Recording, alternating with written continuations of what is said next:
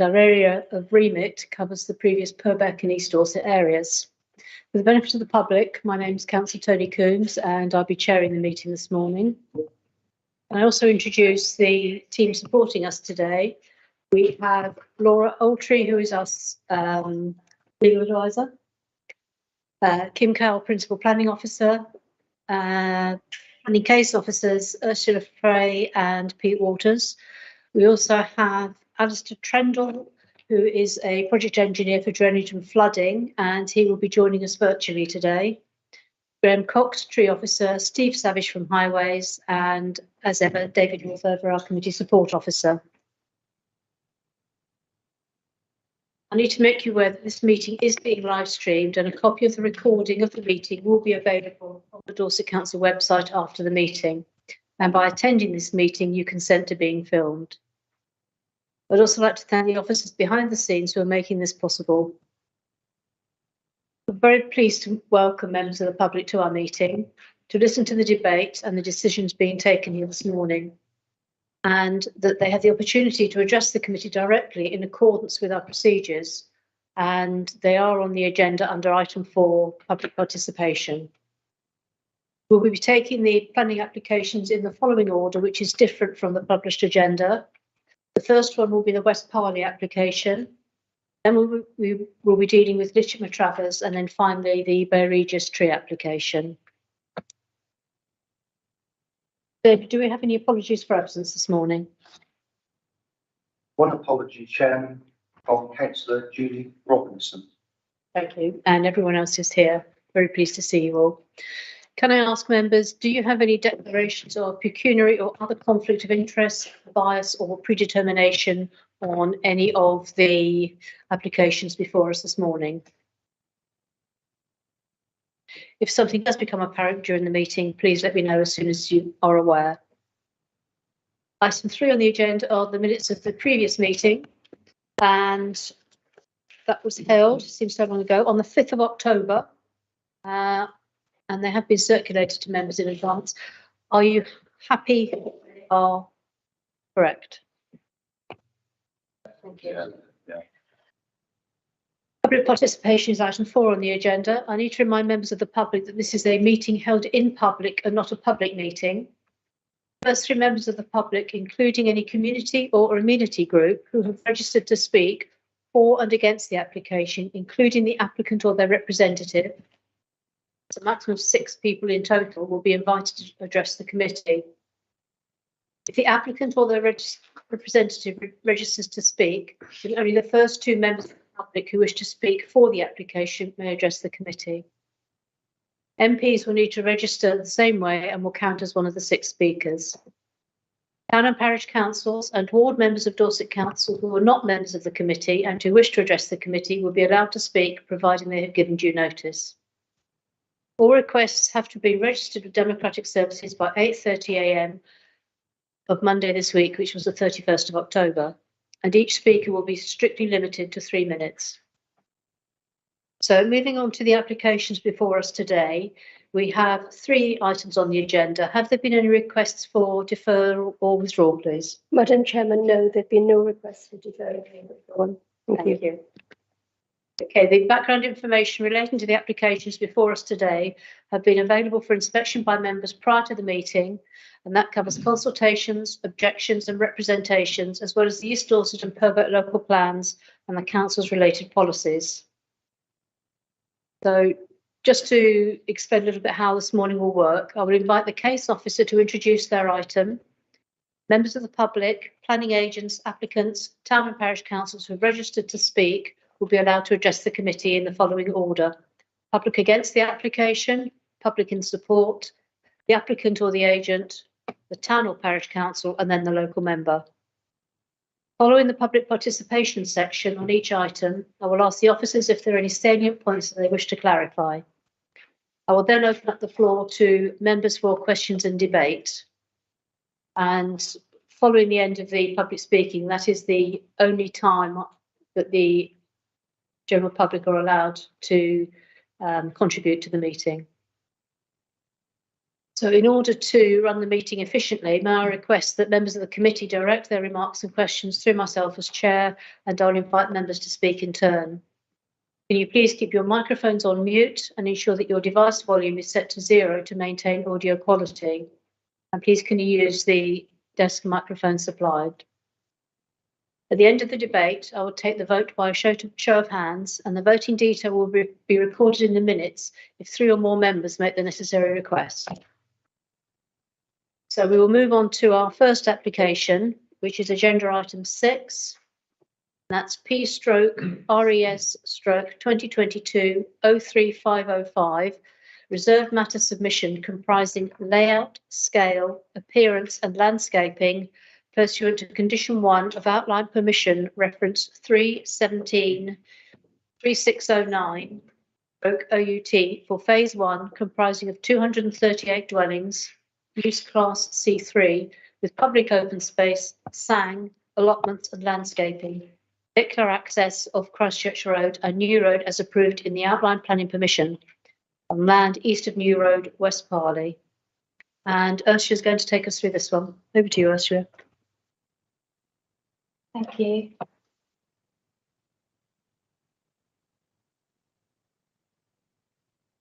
Just to make members aware, as I move through presentation, there will be numbers at the top so that you can note any slides that you might wish me to come back to in the discussion later. So this is showing the location of the site in relation to the planning area. And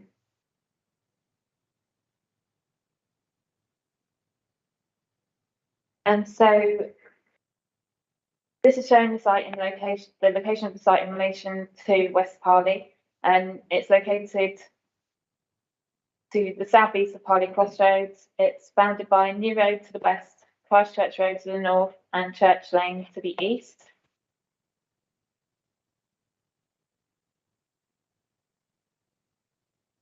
And I'm really sorry, but I've got the wrong presentation.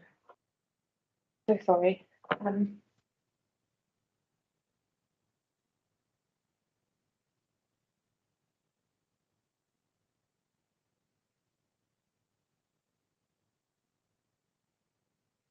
You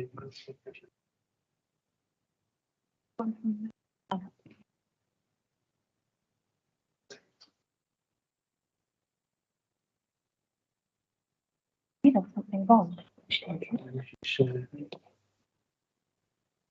Click on it. I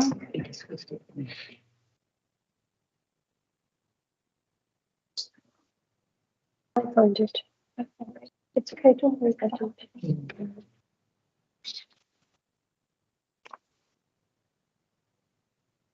Share, Peter. No. Is it loaded? Yeah, it's just a slice of the bottom.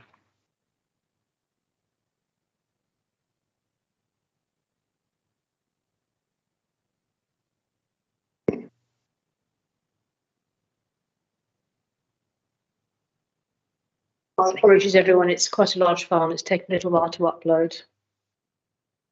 Radio version. I'm very sorry, Chair. I accidentally loaded the outline application presentation by mistake, so I'm just getting up the reserved matters presentation now.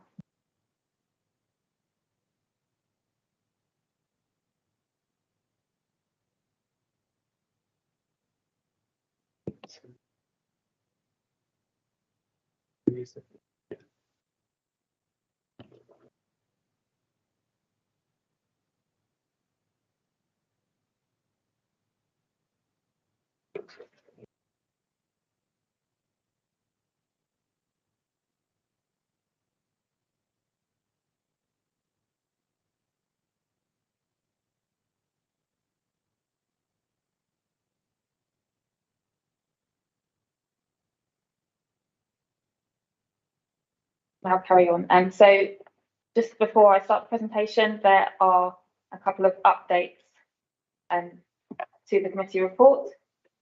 Firstly, just to clarify about responses from Wessex Water that have been received during the application. In response to the initial submission, the Wessex Water's comments were that foul drainage drawings should be submitted to show the off-site point of connection, and that more studs should be considered throughout the site. And they also mentioned that no construction or trees planting should be carried out that will affect sewers. And they advised that additional underground foul sewage storage is likely to be required at or upstream of the pumping station. And they recommended at that time a condition requiring submission of a foul drainage strategy.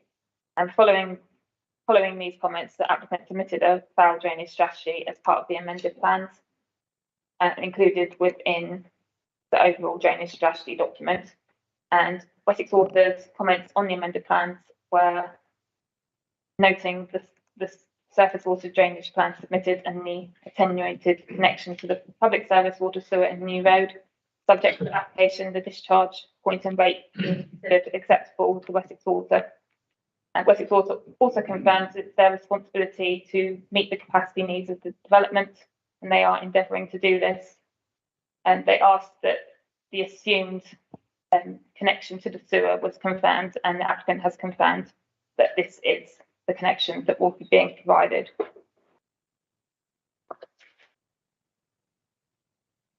There's just also a couple of corrections to the list of plans recommended for approval under condition 1, and these are shown in red now that members would advise to do so as regards to this updated condition. And this is showing the location of the site in relation to the Eastern Planning Committee area, and as you can see, this site is to the west of Bournemouth Airport and north of Bournemouth and Poole. That's where West Parley is located. And moving to the site itself within West Parley, this is to the southeast of the Parley Crossroads, bounded by New Road to the west, Christchurch Road to the north, and Church Lane to the east. This is showing the site as it was at the time of the consideration of the outline application. So, as you can see, it was a greenfield site. It's relatively level and with few constraints to development. And this is showing just some extra panoramas of the site at that time. The site is now benefiting from outline consent with some reserved matters and matters reserved permitted in full, and so construction is now underway on the site. This is showing the site at the present time, and the site is currently boarded except for the exception of the footpath, which remains open. This is showing the surrounding context of the site, and much development surrounding the site on the opposite side of New Road and on Church Lane consists of bungalows and chalet bungalows, some two-storey dwellings as well, and development at the local centre, which is up to 3 stories. There's also some existing two-storey development located to the north of the site.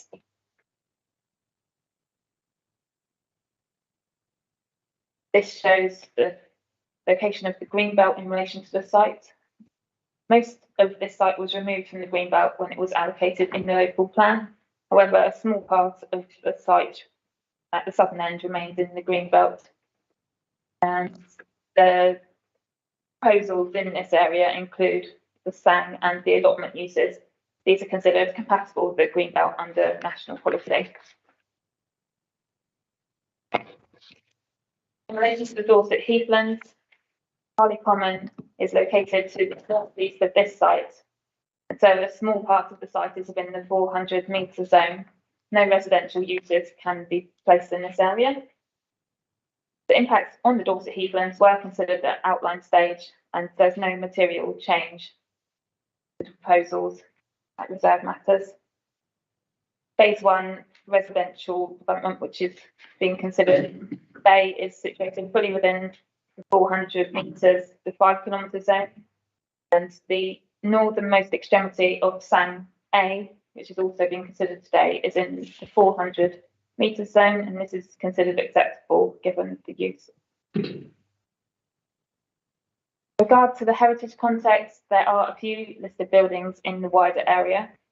Of most relevance to this application is Bramble Farmhouse to the west, and also note the West Parley Conservation Area, which is situated to the southwest of the site. The impacts on heritage were considered at outline stage and finding no impact on these assets. That's been reconsidered as part of this reserved matters, and again considered there's no impact on the listed buildings or their settings. As I mentioned, Bournemouth Airport is located to the east of the site, and the runway zone runs just to the south of the site. The Bournemouth Airport have not made any comments on the reserve matters application. They did make comments at outline stage, and conditions were placed at that time regarding the construction management plan, the sub-strategy and lighting. There is a right-of-way crossing the southern part of the site. The green routes on this plan show the definitive map and right-of-way that is shown on the definitive map. However, you will see in blue, this is the unofficial footpath route which exists on the ground. And while technically unofficial, this is actually the signposted route, as you can see in that photograph. And it's understood the applicant intends to submit an application to alter the footpath to the route used and signposted at the present time. This shows the parameter plan, which form part of the outline consent, and notes the indicative routes of green links through the residential area. Also note that the height parameters were expected to be up to 3.5 stories across the main residential area, and with up to 1.5 stories in the small residential parcel adjoining Church Lane, which isn't part of this application today. Moving on, a phasing plan has been approved, setting out how the site will be developed. In pink is shown the link road and the access to the site, which has been permitted in full as part of the outline application and is currently under construction. The green shows the food store, which is consented, with reserve matters approved, and is again currently under construction. Phase 1 in red and Sang A in blue form this application, with phase 2 shown in orange and the local centre in yellow to follow. A sign code has been approved for the site, which provides further expectations regarding how the development will proceed.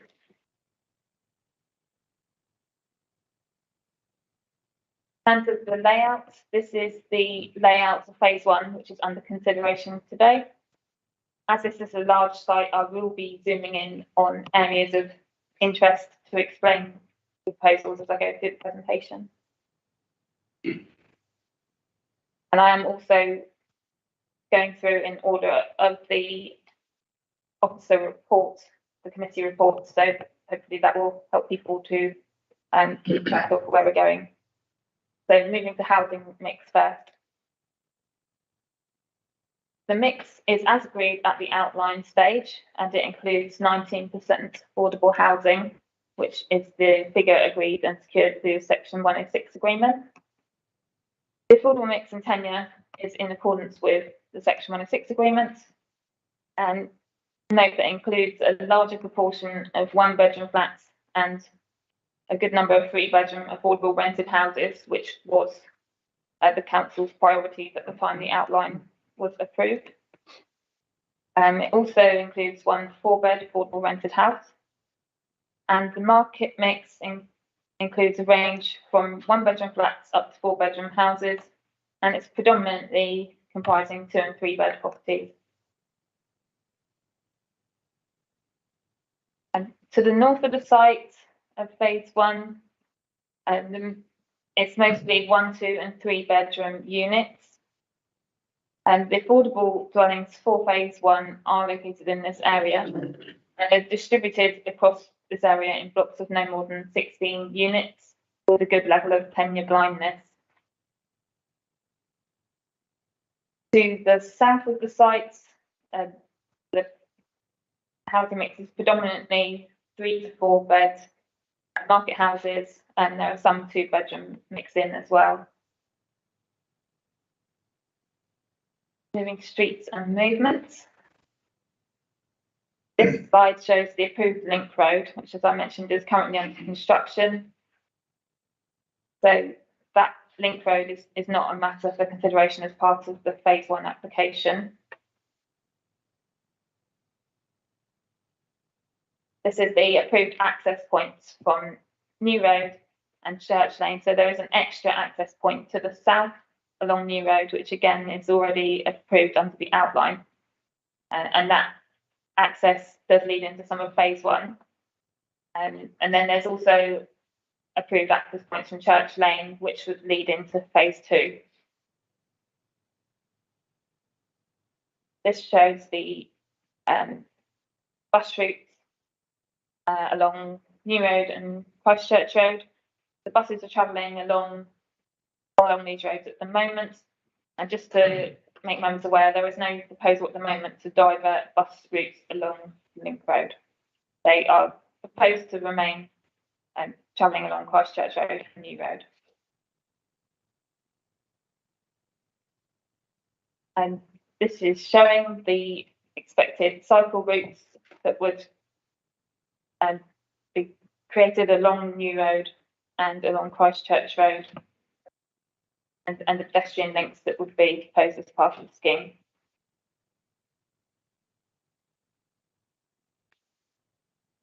As part of the design code process, a movement matrix has been created. This sets detailed parameters for street types across the development. I'm not intending to go through this in detail. It's meant to show the level of detail that's been gone into as part of that process, but of course I can come back later if there's any specific questions about it. And essentially, there are 4 main street types: the primary avenue, which is the link road, secondary streets, tertiary streets, and shared drives. And with the tertiary streets, there are 3 types. The tertiary streets and shared drives are both shared surfaces with footways, which include low curbs to support inclusive mobility.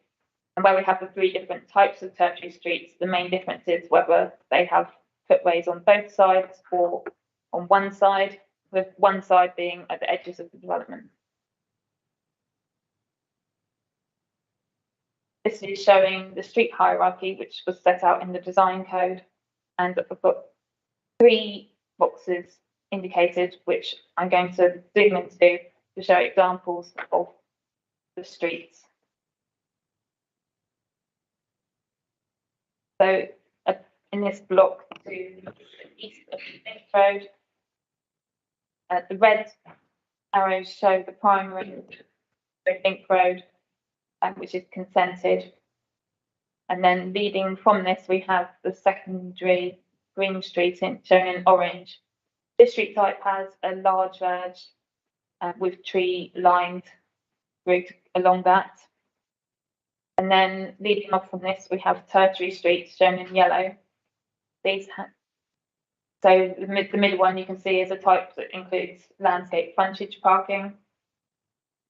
And at the top, you can see an example of a tertiary street with the parking on plot. And the tertiary streets, as you can see from the hard landscaping picture there, they're being distinguished by block pages and entrance rumble strips.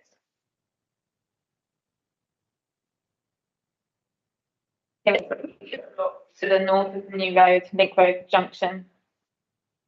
And this shows the approach to the service strip joining New Road, and which are shared drives. And the design code did identify these as tertiary streets. However, they've been updated to be shared drives during the application process. and this is giving a less engineered look along New Road and allowing more space for landscaping.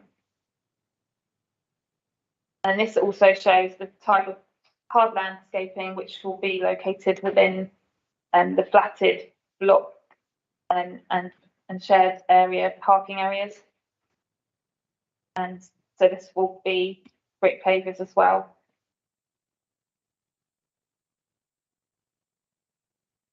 Finally, I've got the southwesternmost block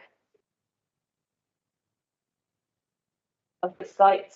So this shows the other secondary street which accesses off the south end of New Road. And as you can see, there's a tertiary street and a shared drive coming off of this. And hard landscaping shows the kind of difference in the approach to footways that exists on these two types of streets. We've also got a detailed parking plan for the site, and this shows the location of parking spaces across the site and whether they're allocated, unallocated visitor spaces.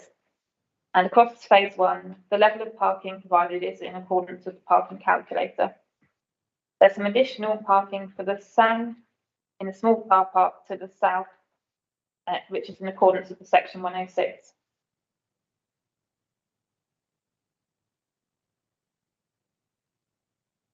So moving to landscape across the site. There is a landscape master plan for the site, which includes a sustainable alternative natural green space or SAN, a play area, allotments and green lanes. The SAN is providing natural green space which serves as an alternative and mitigation for the Dorset heathlands. The applicant has focused a planting strategy within the SAN on Scots pine trees as a native and locally distinctive tree. It also includes areas of scrubland and wildflower meadow, and the ponds are located within the SAN, that's dry ponds, in accordance with the outline permission. The SAN also includes surface parks providing walking routes, and at the southern part of the SAN there is dog-proof fencing which encloses part of SAN A, allows dog owners to feel confident to let dogs off the lead in this area, although there are no restrictions on dogs throughout the SAN, the exception of the play area. And I'd also mention that there is SAN B, which is a further SAN supporting this site, which I was on one of the slides earlier, and this will be, is expected to be fully fenced. Moving on to the play area. This is provided within central green space within the development, and it includes a locally equipped area for play, a local area for play, and a scooter area with mounds. So it's providing a range of play equipment for different ages and different levels of ability. You can also see within this space one of the existing tree that is in the centre of the site, which is being retained and incorporated as a feature within this area. Moving to the allotments, these are located to the south of the SAN. They have they make use of an existing section from New Road along a gravel track, and an area of parking is being created which serves the allotments. The allotments are including 2 accessible plots with raised beds and tool sheds and water. Moving to density and heights. The highest density being proposed. Highest densities are being proposed to the north and east of the site, which is adjoining the local centre and the existing kind of centre of West Parley at Parley Cross. Lower density is being proposed at the SAN edges and entrance to the West Parley area. All the application densities are in accordance with the design code, and across the site it's all in above 30 dwellings per hectare. So it's meeting our minimum density standards, if not higher.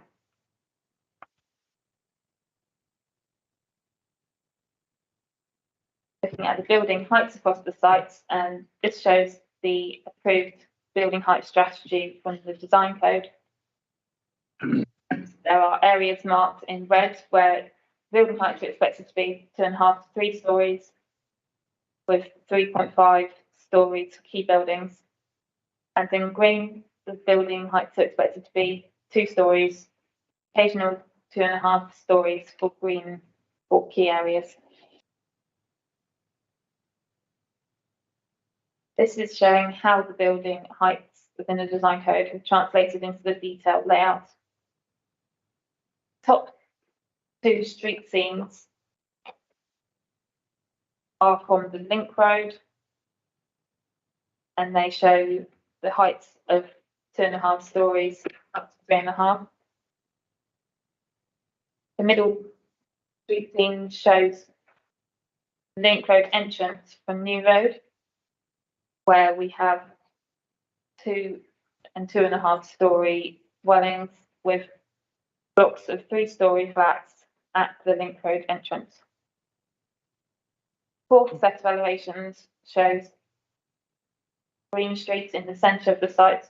We have 2-story dwellings, and at the bottom elevation that shows one of the tertiary streets towards the southern end of the site.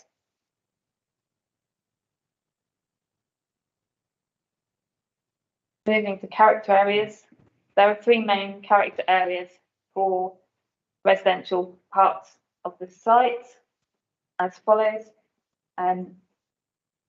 In pink is shown the Primary Avenue and New Road Edge character area. In purple, the Green Streets and Lanes character area, and in yellow, the Parkland Green Links Edge character area. Much of this site is within the Primary Avenue New Road Edge character area, with some parts in Green Streets and Lanes and the Parkland Edge. Phase 2 will include more of the Green Streets and the Parkland Edge character areas. This is showing the criteria which was agreed in the design code for Primary Avenue New Road Edge character area.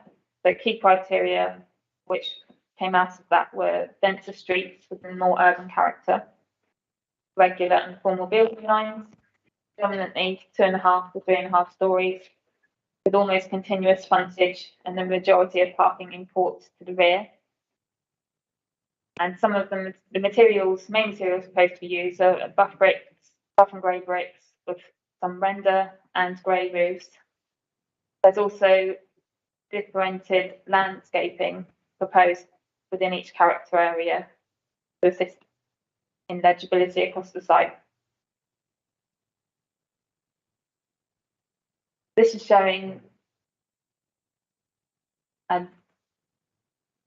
just some examples of building types along the New Road Edge, I think is a focus.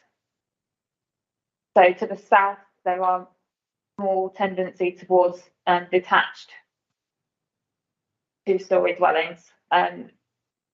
Although in the New Road character area, it was felt that a more informal approach to the settlement would be beneficial, and that was kind of came out of the application process.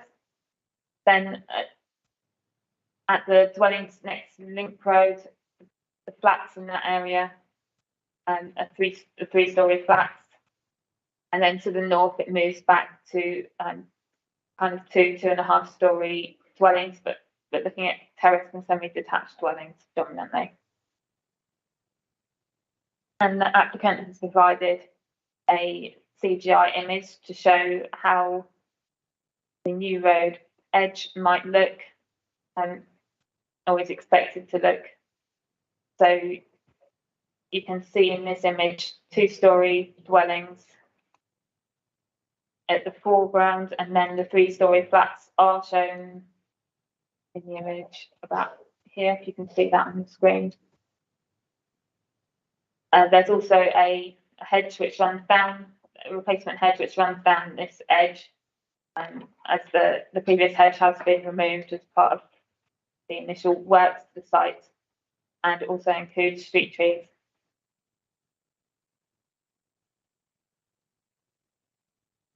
Moving to the green streets and lanes character area, key expectations set in the design code for this area were a village character with hedges and grass verges, an irregular building line with regular spaces, predominantly 2 stories and predominantly on-foot or frontage parking. Materials are expected to be more of a mixture of both the new road edge character area and the parkland area. So it's this is kind of a transition character area to an extent. So it's got a mixture of buff grey and red brick with some render and grey and brown roofs. And there's just some examples there of the street trees and landscaping that are being proposed in the area. Over to the Parkland and Green Links edge character area. Key expectations in the design code for this character area of a village character with grass verges and informal trees, irregular building lines with varying gaps, 2-story detached dwellings, and predominantly hipped roofs and on-foot parking. And the materials in this area are expected to be red and grey brick render and brown tiles.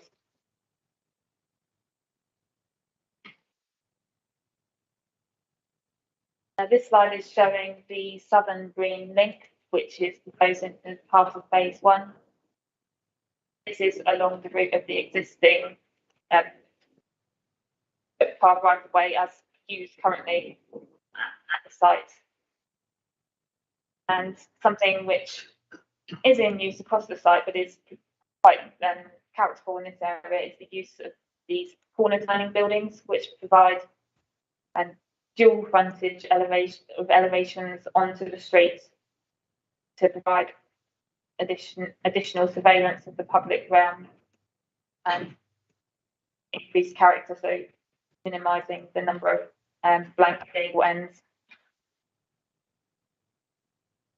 So just moving on now to just on trees and letting people the key trees being retained on the site. And it is, as I said, a greenfield site, relatively unconstrained. So there are very few existing trees. I mentioned earlier the key tree in the centre, which is being retained and incorporated into the central open space.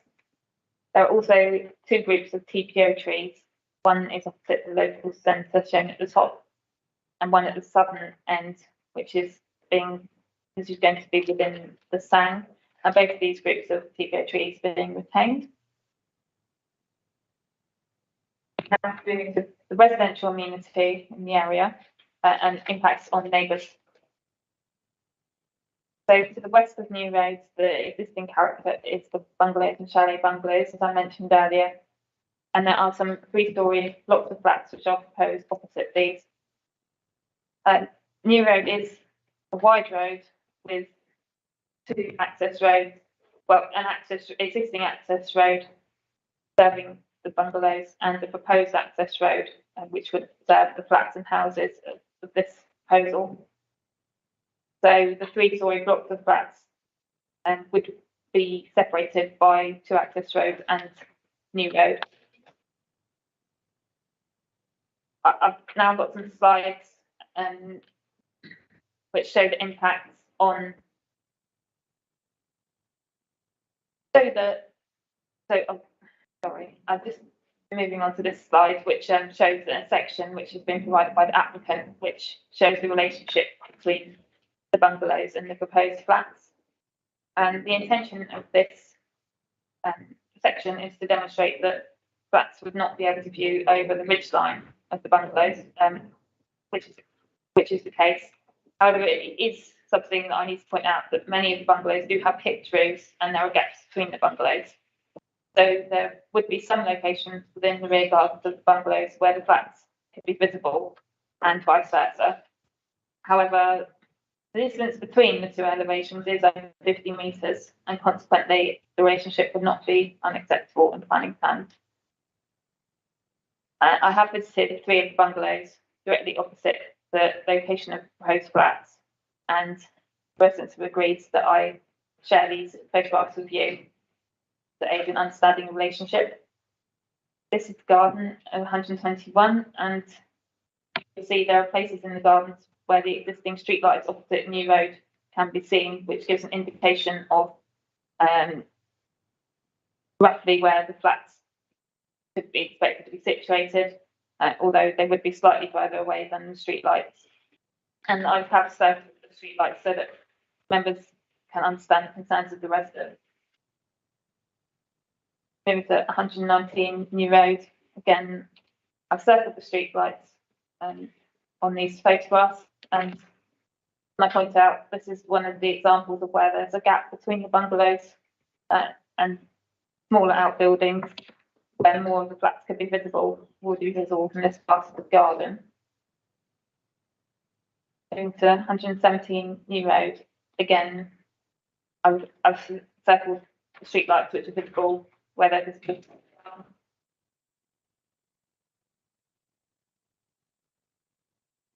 Moving to the properties along Church Lane and the residential amenity. These properties have rear gardens which are adjoining the zone, and some concerns have been raised regarding proximity of footpaths within the zone to the rear gardens. However, this is not an unusual relationship and is considered acceptable in planning terms. There are also some concerns raised over impacts of phase 2. These fall to be considered under that application at a later time. And looking at the amenity of the proposed dwellings, there's a good standard of amenity where the proposed dwellings, they meet the space standards, and in particular, the flats have a dual aspect which allows natural light and ventilation throughout the day. And it's also noted the external amenity spaces which have been negotiated for the flats and the flats over garages. And so there's shared areas of amenity and small areas of individual amenity for the flats over garages, most of which are affordable. So in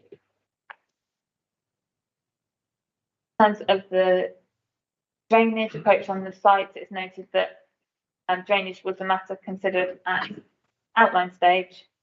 And so the applicant has submitted a surface water drainage strategy or a drainage strategy, and the main purpose of this is to demonstrate that the layout can accommodate an achievable such strategy.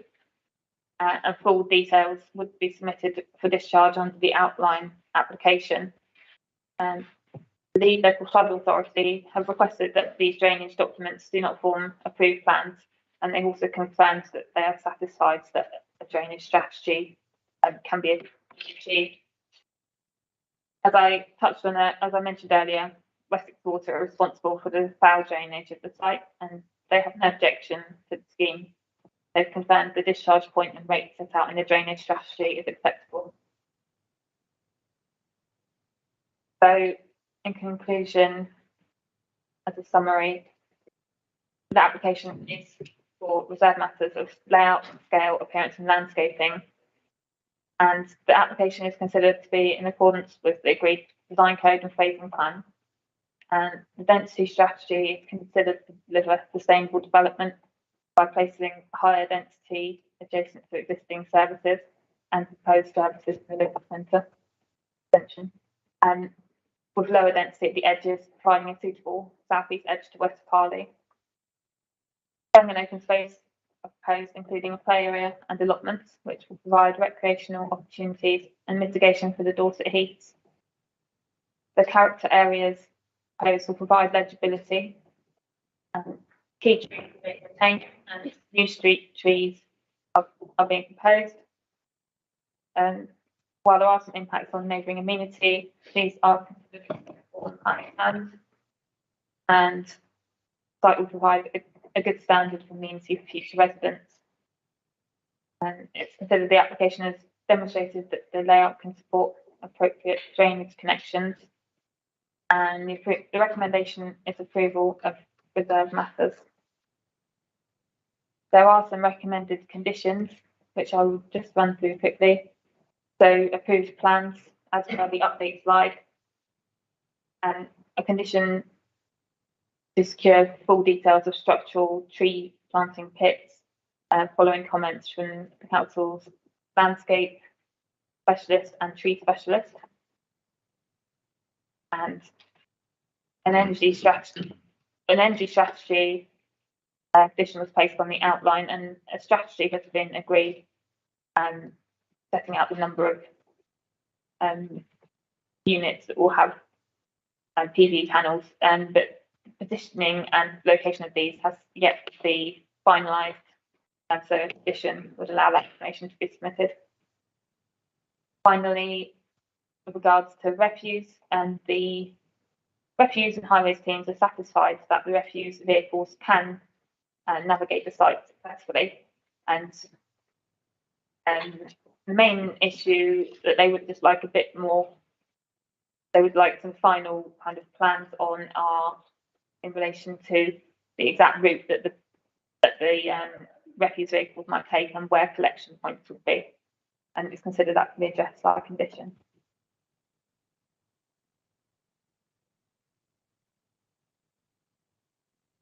Thank you, and that concludes the presentation. Thank you very much. It was a very full, detailed presentation. We have 3 public speakers this morning. Can I invite Rob Elliott, please, to come to the table with the microphone?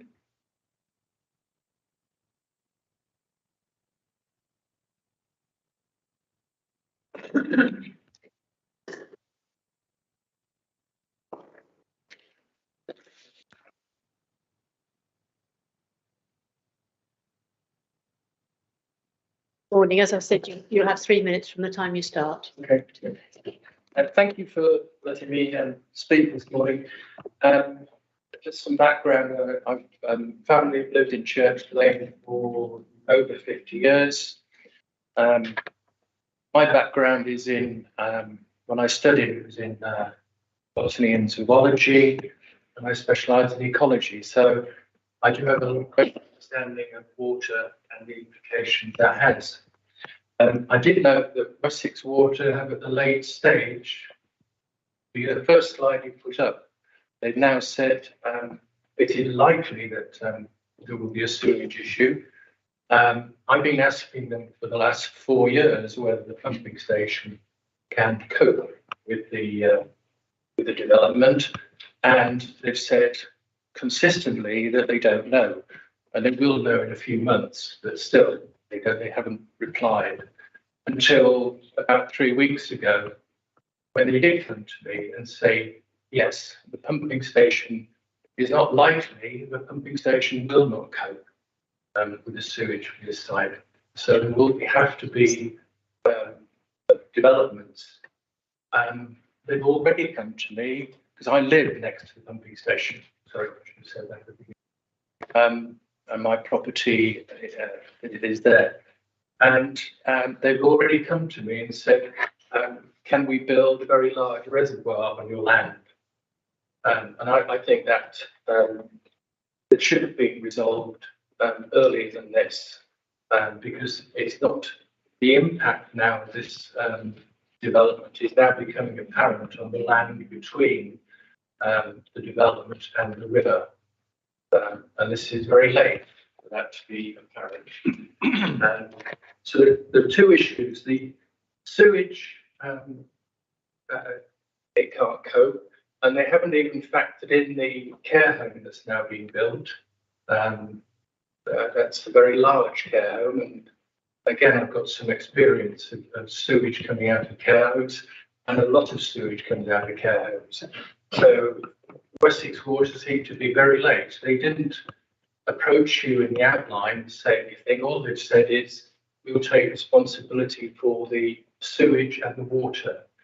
And they haven't said to you or anybody what the consequences of that are on the land between the development and the river.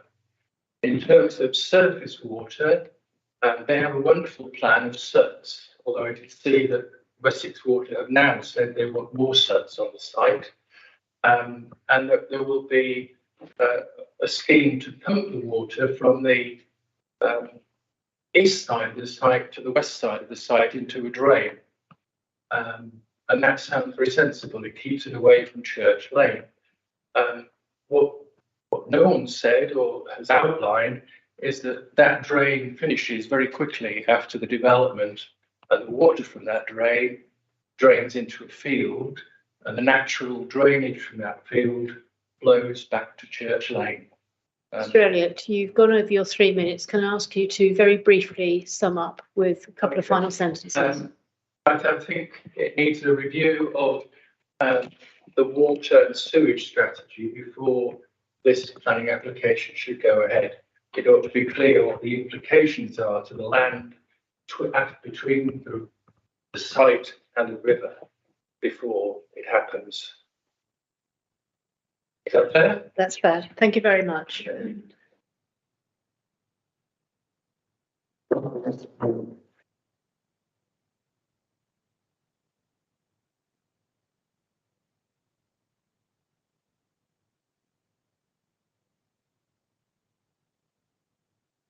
I just ask, is Catherine Gold in the room? She was down to speak, but we were led to believe that she'd withdrawn, so I just wanted to double check. Okay, our next speaker is Simon Packer, who is speaking on behalf of the agent. And so you have 3 minutes.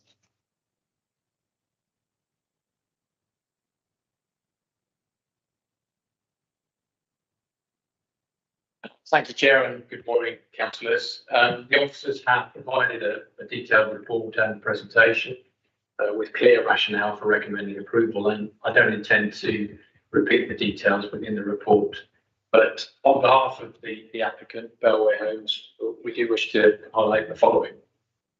This is a reserve matters approval for the first residential phase, pursuant to the outline permission and the previous local plan location. The development of housing, country park, Sang, local centre and food store. The overall scale and extent of the residential development, Sang, play space and allotments, as well as all matters relating to highway access and junction capacity have already been approved, along with parameters regarding maximum building heights. What it does deal with is matters relating to design, layout, landscaping and elevational appearance. Again, as you've heard, in advance of submitting the reserve matters, a detailed design code was submitted to and approved by the council to provide detailed guidance on shaping these elements and assist in ensuring a high quality scheme. These reserve matters have been required to demonstrate compliance with this approved code, and officers are comfortable it is consistent with these objectives and will deliver a high quality, well designed development. We'll also deliver a significant amount of market and affordable housing to meet housing needs over the plan and assist in securing the council's 5-year supply. It will provide a high quality Sang, country park, allotments and equipped play space, providing recreation and well-being opportunities for new and existing residents alike. It will provide a well-connected, walkable neighbourhood with convenient and attractive access to the existing and proposed local centre, the Sang Country Park, play space and the allotments. Will provide a development that will achieve well in excess of the minimum requirement of 10% of regulated energy from renewable sources through a range of measures, including fabric improvements, photovoltaic roof panels and other renewable technologies. It includes dedicated space for street trees with provision of tree pits to ensure their long-term health is safeguarded. Again, as you've heard, it will retain important trees and hedgerows, supplementing with new planting to enhance character, visual containment and biodiversity. And it will safeguard existing residential privacy by ensuring appropriate distance between new properties and existing gardens. My clients have worked collaboratively with officers and key consultees and have engaged with the local people to refine the scheme before you. We would respectfully request that councillors endorse the officer recommendation to approve. Thank you. Thank you very much.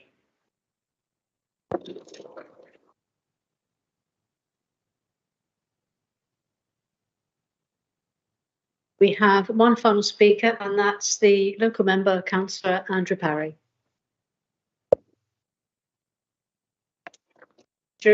As with everyone else, you have 3 minutes. Right. Madam Chairman, thank you to the committee for permitting me to address you today as the ward councillor. Much has been demanded of West Parley since the unpopular decision was taken some years ago to roll back the Greenbelt in order to permit additional development land required to accommodate additional housing numbers allocated to the then East Dorset District Council. And this committee, I know, took that decision back in 2019 and now my respect. Reflecting on the importance of West Parley's character, which should be at the heart of any proposed development, historically housing has been met with a high percentage of single-storey or chalet-style properties, of varying sizes and styles, and there is no indication that deviation from these principles is desired or required. Many residents have expressed to me a perfectly reasonable expectation that planning proposals should be respectful of established dwellings whilst addressing the need. To demonstrate this, there is not a case to exceed 2-storey dwellings. Indeed, 3-storey dwellings are a very rare sight around the parish, and nudging towards 4 stories would be unprecedented and unpalatable, being detrimental to the area's character. Of concern is locating such buildings adjacent to the proximity of the roadside position along New Road. The scale, height and bulk of these plans would cast a long shadow over existing single-storey properties on the other side, to such an extent that they would be dwarfing the buildings, who not only would they be able to look in their front gardens and living rooms, but also straight over the top of the properties into the privacy of their rear gardens. There's a strong feeling expressed to me by residents that the village character would be eroded as a result of these sorts of things, and that in future we would see effectively an arms race between developers as each one battles with the previous one to build the next tallest building. We don't see ourselves wanting to become part of the aspiration of urban environments. We don't want to be a city by the sea. We are a respected village and wish to remain in that respect. At the end of this process, there is an expectation amongst residents that West Parley will retain the look and feel of a parish in its own right, be it an enlarged one, but certainly not a new town, and should not be configured in any way which would lead to suggestions it is indistinguishable from neighbouring conurbations. I do appreciate the challenge of building at scale, but we are looking for something rather more bespoke, as there is a tendency, as was put to me, that this is an identikit that quite frankly could be dumped on West Parley, West Bromwich or West Ham, who can tell.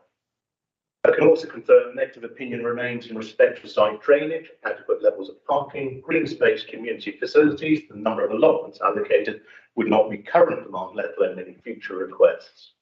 Whilst not a directed part of this application, I can confirm to the committee that there remains deep-rooted scepticism over the effectiveness of the new road layout to not only serve the development itself, but the desire to relieve pressure on Parley Cross, which has a well-documented history of traffic congestion. And it's not been convinced that we've seen adequate modelling to allay fears expressed to me by residents. In conclusion, it is imperative that we get this process right, especially given that this is the first wave of the overall development, and as such, the benchmark for future developments in West Parley and no doubt beyond. The plans as presented today do not match the aspiration or sufficiently meet well-known need, and I hope the committee will take on board the points I've raised on behalf of my residents, but will also have the opportunity to refer back to the many written comments online, including from the parish council themselves. Thank you. Thank you very much. It's like 3 minutes. Not quite. I'll give it the same leeway as I gave the other speakers. Okay, I'm going to come to officers now. If there are any points they wish to respond to from the public speakers. Thank you, Madam Chairman. I'll hand over to Ursula in a minute, but I would just like to remind members what's before you today. This is a reserve matters application for layout, scale, appearance and landscaping. I know that some of the speakers have touched on other issues that were considered at the outline stage, and that included roads, so the link road, etc. So some of the issues that have been touched on are not before you. I just wanted to focus members' attention to those issues that are part of this reserve matters application. Thank you, and I'll hand over to Ursula to address detailed points that were raised by the speakers. Thank you. Yes, thank you. In terms of the issues raised regarding the responses from Wessex Water, I did at the beginning have the update from Wessex Water, their comments. And I'll just say that the drainage and foul drainage of the site were issues to be considered at the outline stage, and which were considered at the outline stage. At that time, Wessex Water did not provide a response to the outline application, and it does remain the responsibility of Wessex Water to provide adequate sewage to serve development, and how they intend to do that is a kind of a matter really with separate legislation outside the planning process. With regards to the sub-strategy, I would note that Wessex Water are not the statutory consultee with regards to surface water drainage. That responsibility is with the lead local flood authority, who have raised no objection to the application and have not indicated that any additional studs are needed or required. And then moving to Councillor Parry's comments regarding the story heights, it is acknowledged that much of the development in West Farley at present is 1 to 2 story dwellings. However, the parameter plan, which was approved as part of the outline application, did reference the sites involving story heights of up to 3.5 stories. So that is an approved plan that was part of the outline consent.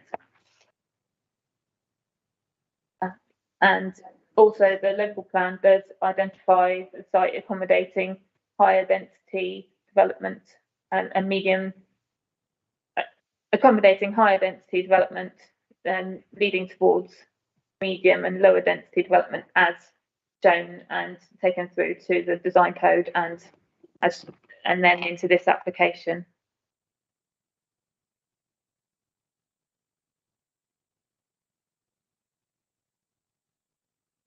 Thank you. Thank you. We have 2 other officers available to us. First one is Steve Savage from Highways. Is there anything you wish to add at this point, or? No, at the moment, thank you, Chair, but obviously we'll answer any questions. Okay. Can't see. Adrian's online. Yeah, no, I was looking for Graham in the room at the moment. Okay. We also have Alistair Trendle, who is our project engineer for flooding, and Alistair is online. Good morning, Alistair. Is there anything you would wish to add at this point, please? Good morning, Madam Chairman. No, there's nothing I wish to add, but I am available for questions. Lovely, thank you. I'm sure we'll come back to you shortly. Okay. Members. Jane, first speaker.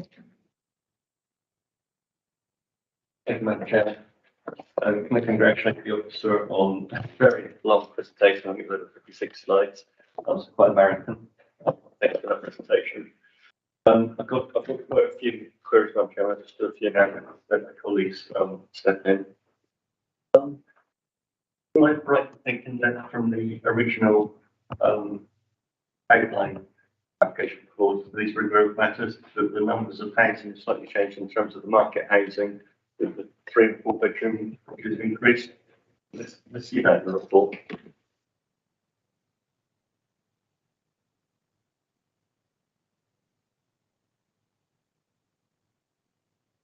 The market housing mix is broadly in accordance with what was expected in the Section 106 agreement, and only less than 10% of the market mix on this part of the site is 4-bedroom houses. The main change there has been between Section 106 and this application is quite a lot of 2-bedroom flat market houses have been amended to 2-bedroom houses. And that's what I'd say is the main change in the market mix. And that's what's expected to run the market need, was it? That's what was that's what was expected through the SMAR at the time of the outline application. Thank you. Thank you. Within the report, it said page 15 at 14.68, NGPB details. states that the applicant wants to carry out a review of the most suitable locations. Once layout is agreed, submission of the detail will be submitted post consent under condition 3. I just wondering what assurance do the committee have that post decision PV panels will definitely be delivered and there won't be a pullback on that due to quantity or viability. I think members of this committee, like all planning committees, have really been desperate to do these renewable energies on sites like this, but been happy that by the policy hasn't been in place or the government planning law hasn't enabled us to do it. There is a condition that was placed on the outline which required submission of an energy strategy to demonstrate how the residential parts of developments would provide 10% of their energy through renewable sources. And a statement was submitted saying that all of that requirement would be met through PV panels. And that remains a requirement that the applicant have to deliver that statement. So this condition would be purely to identify which dwellings those PV panels go on to. Thank you, Chancellor. Go to the page 46, 15.77, the suds and drainage strategy. Intended to have dry suds. This is an underground storage water system. Understand it, not an attenuation pond. The suds are dry attenuation ponds, so they would be expected to hold water if there was a major rainfall. However, the applicant has indicated that these would include a gravel base, which is a type of base which would not attract large birds, safeguarding the impacts on the airport and its flight paths. And the final details of this would be agreed through a condition be consulted on with the Lead Flood Authority and the airport. Thank you. You were slightly ahead of me there, officer. Concerning the birds, obviously this is a safeguarding zone for the airport, and so we want to encourage wet wildlife fowl into the area and possible bird strikes. I know that when we looked at the core strategy sites in Wimborne, that was a consideration that was taken in. Like that, obviously the air can be a lot lower here. They're a lot closer to the airport. And I just, I think you really answered my question. It was concern as to whether or not these areas were going to attract in those wet wildlife fowl. Would the intention then be to rebed it so that we didn't have large areas of surface water? We've seen that the rainfall that we've had in recent years does seem to be increasing with those short, sharp thunderstorms we have that create localized mountains flooding in a very quick period. Perhaps I could bring Alistair in to answer more detailed questions. Excuse me, Alistair. Yes, sorry, could the member just repeat their last question? I didn't quite catch all of it.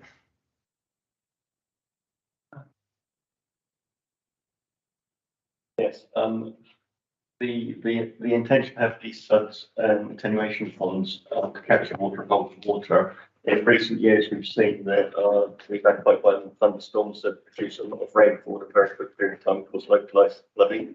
My concern was that we've got open water areas that could attract in wet wildfowl. There could be a potential bird strikes, but I noticed the airport considered that the what was being proposed isn't adequate to meet their needs. I just wondered whether it was going to be reed beds to be used to mitigate that open surface water area. Yeah, I think the intention with the suds basins, as with all attenuation basins, is that they do fill up with rainwater during a rainfall event, but they quickly discharge back to empty after the rainfall event, and their normal state is a dry basin, basically a dry depression in the ground. With some suds basins, we might ask for planting, even a wet area and some sort of wetland, but we obviously won't be looking for that in the detailed design. We'll be looking for a very sort of sparsely landscaped depression in the ground that isn't going to attract birds. And as I say, any water that does end up in that detention basin will very quickly discharge at a regulated rate to the Wessex Water surface water sewer. So that should help minimise attracting any birds really to that area. Does that answer your question? To a point, I guess the proof is going to be in the history of how the site actually performs. That's going to find one before I give way to the other members, and I've got others I'd like to come back to later. So in terms of the so in the attenuation pond, the management of that in the future, I don't think I said it in the report, is that it was actually going to manage that in the future. Don't have that detail. Yeah, the management details and the schedule for maintenance and what needs to be done to maintain it is normally provided to discharge the condition. Generally, with a new development such as this, it would be the management company that is appointed by the developer.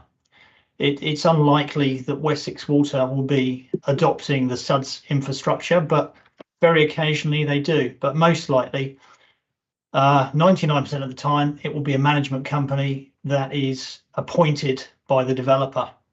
But that isn't generally confirmed until the discharge of conditions stage.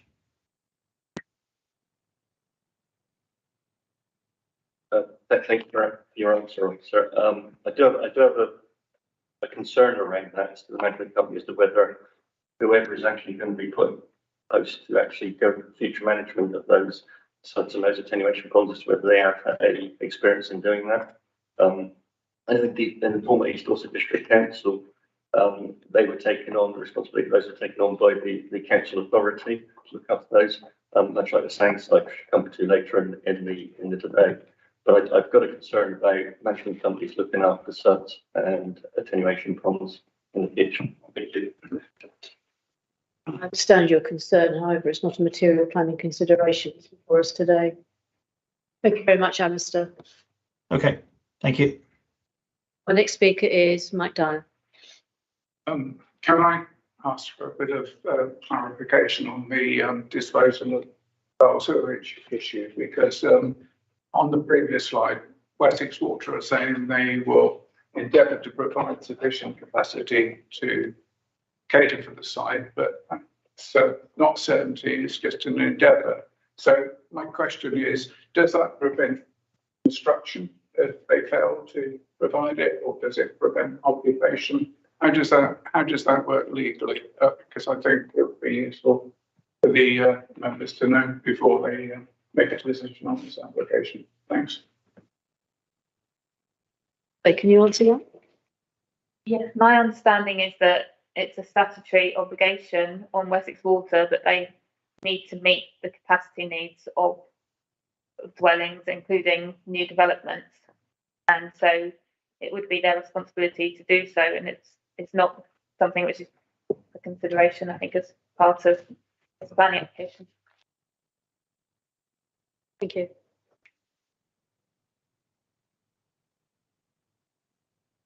Mike, you want to come back? Well, only to say that's not really an answer, is it? Because can the developer construct the properties if there is no solution from Wessex Water, or can they construct them, not sell them, or have them occupied? I think have we got legal here today? So perhaps legal could tell us. I think it's probably something that's dealt with under a condition, but I think the planning officer will be able to help you more on that than I can.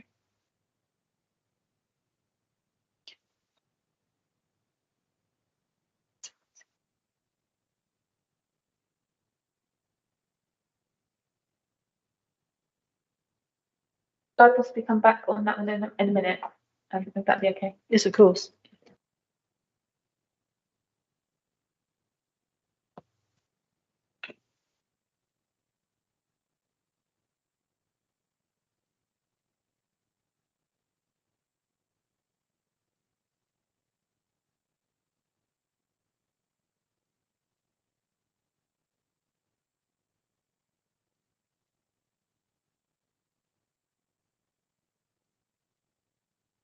Just bear with us. I do believe we have the answer already from the developer, and we're just trying to find it for you.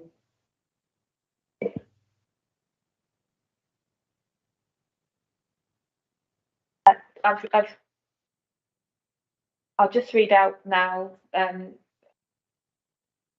the possible answer to this question.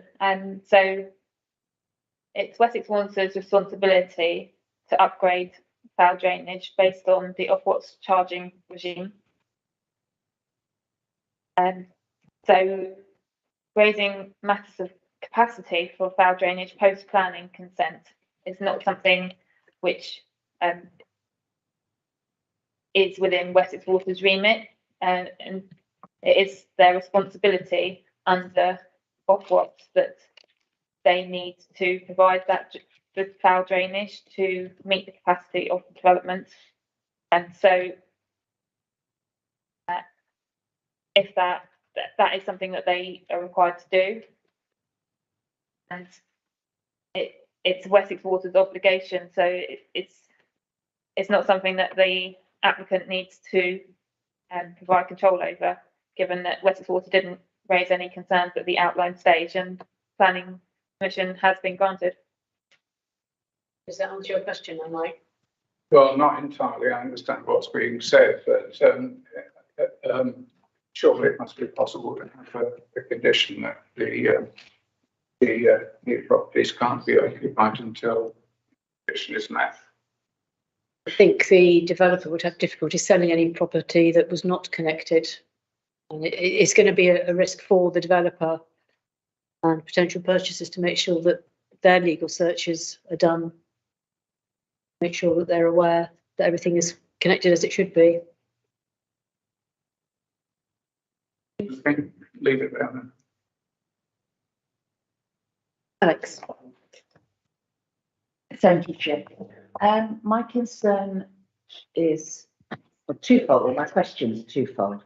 When we look at the housing mix, which is screen 19, when it comes down to the percentage of affordable housing, which is enforceable, recommended in an application, is there a specification about whether they should be 1-bedroom flats or 2-bedroom flats or 2-bedroom houses? Because it seems to me that although there is obviously a demand for 1-bedroom flats, it's not as high as the demand for small family homes, which is the 3-bedroom houses, and actually 4-bedroom houses. We're all aware of families who are looking for affordable rented houses, and they have a family. They're not just single people. And I feel that one 4-bedroom house is going to have a queue a mile long for it. So long as the total number is acceptable, that's what we have to accept? Or can we wonder why it was changed? That was already agreed at the outline. And that we cannot change that now. That hasn't slipped. Yeah, bigger houses. Okay, I'll leave that one. The next question is, why are we having the larger, taller properties on the entrance to the link road from New Road? Because it does make it seem a little bit like sort of gatehouses, a bit imposing that. Whereas if, bearing in mind they're fronting onto a road which the other side is traditional bungalow type. And the other thing is we were kept being told about the stories, 2 stories, 3 stories. But what actually concerns people is the ridge heights. How high are these stories? Because you might feel it was a bit intimidating to sort of swoop off a road and go in through very tall properties. I know when we were talking about the development out on the Cranbourne Road, we actually asked that the taller flats were moved inside the gate a bit. so as not to seem so imposing from the outside. Is that non-negotiable? You've asked quite a lot of questions there. Just I gives us a chance know. to catch up. Get it all in at once.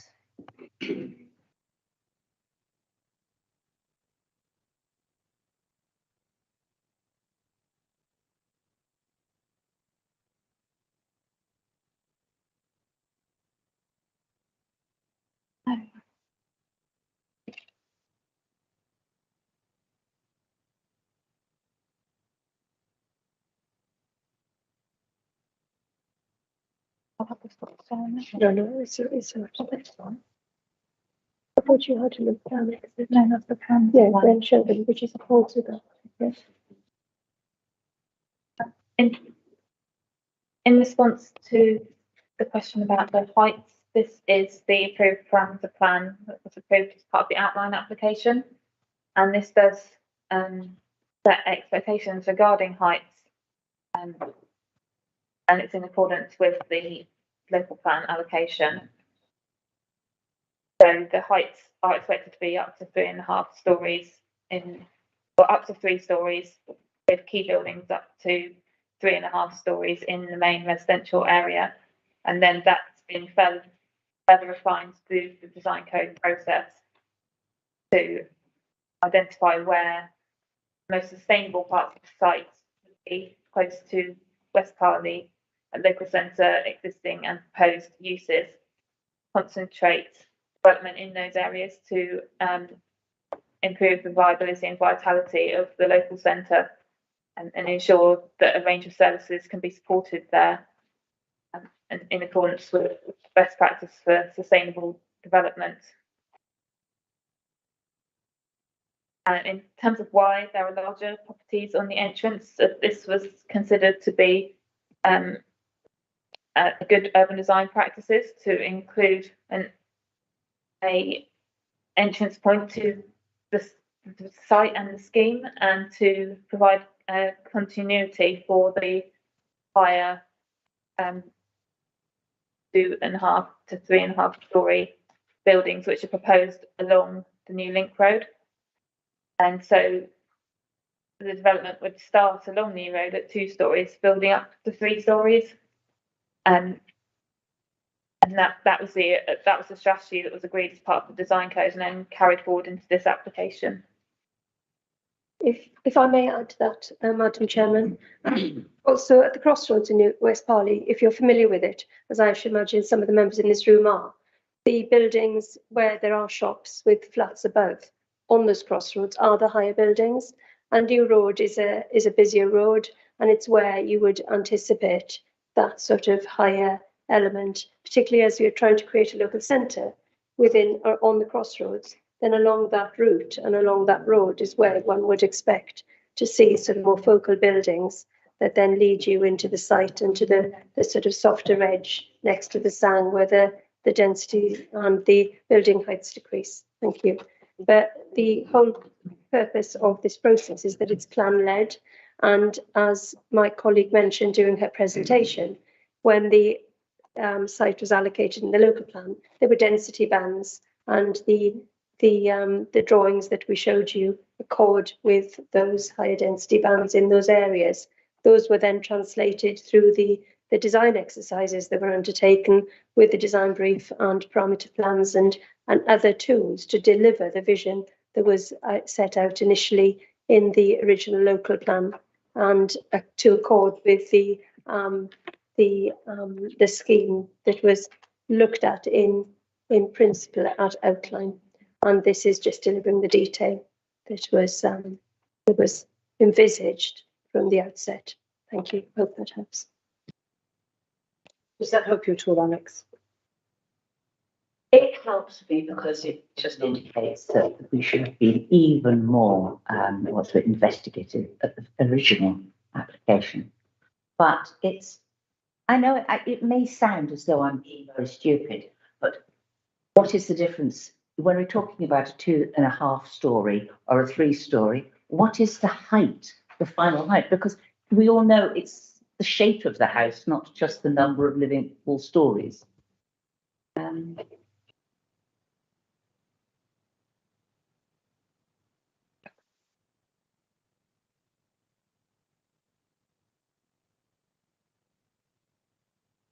Some houses have very low profile roofs and some have very high.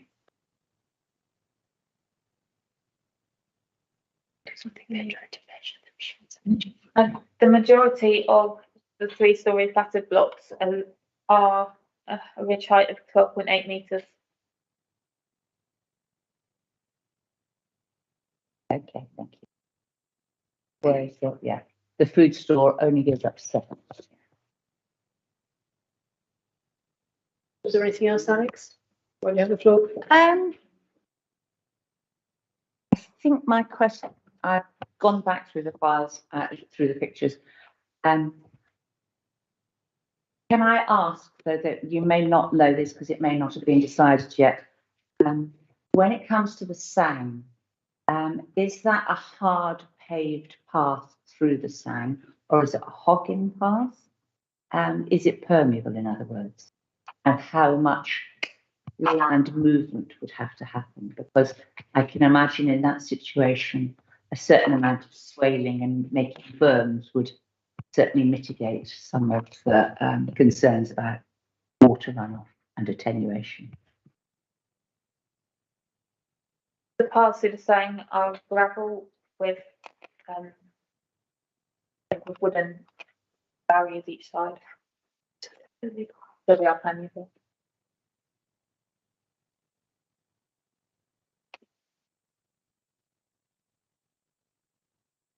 I did have Shane as my next speaker. However, you have already spoken once. I've got 2 other speakers who haven't spoken. So if I go to them and then come back to you. So my next speaker then is John Worth. Thank you, Chairman. Yes, mine is moving on to the play areas within the Sang. Do we have any detail of the design and layout of those play areas, please?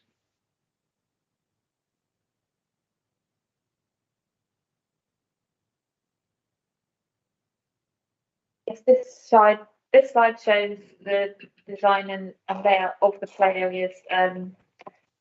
Just try and explain it just a bit more. This is the special area for play, which is equipped with 3 items of play equipment for younger children and is enclosed by a fence.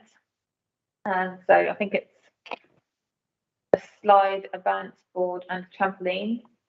Then this is the leap area, which is aimed for older children, and it includes 2 climbing structures, a multi seesaw, a kind of slidey climbing item, and one of the bucket swing.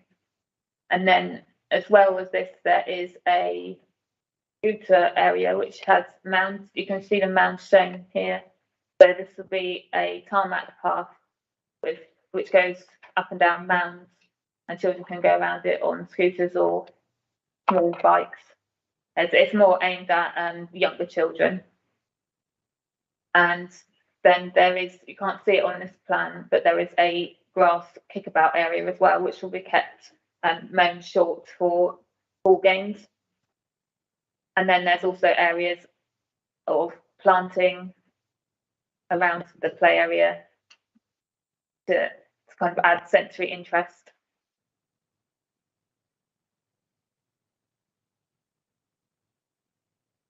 Do you wish to come back, John? Yes, thank you, Jerry. I think the area of concern is accessible equipment for people with a physical or to a lesser extent a mental capacity, and also the surface around the equipment, because seen a play area last week that was all around the play area was shingled. That was not accessible. It wasn't a very good surface to fell down on, and there was, it was a very expensive play area, but it didn't have any accessible equipment in it. It's costs a lot of money to put these things in retrospectively, so I would like to see a good element of accessible equipment, and also surfaces around the equipment that a wheelchair could be moved over, etc. So that is a particular area of concern to myself. I can answer that. We have got 3 items of equipment which are specifically designed for people with additional needs. And the surfacing in the leap and the lap is tiger mulch, which is a soft surface which would enable access over it. What's your question? Yes, thank you. Our next speaker is Robin Cook. Thank you, Madam Chairman. I've got 2 or 3 points and some questions, if I may. Thank you.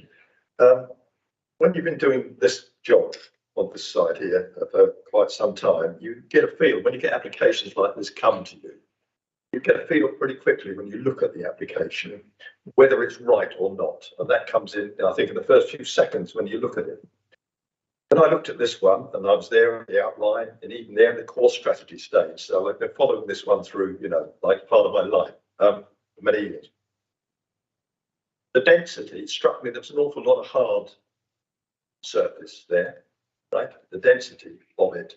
Admittedly, we've got to go by the numbers, and I think, Chairman, through you, the officer said that it's in accordance, well in accordance with the numbers that we're happy with.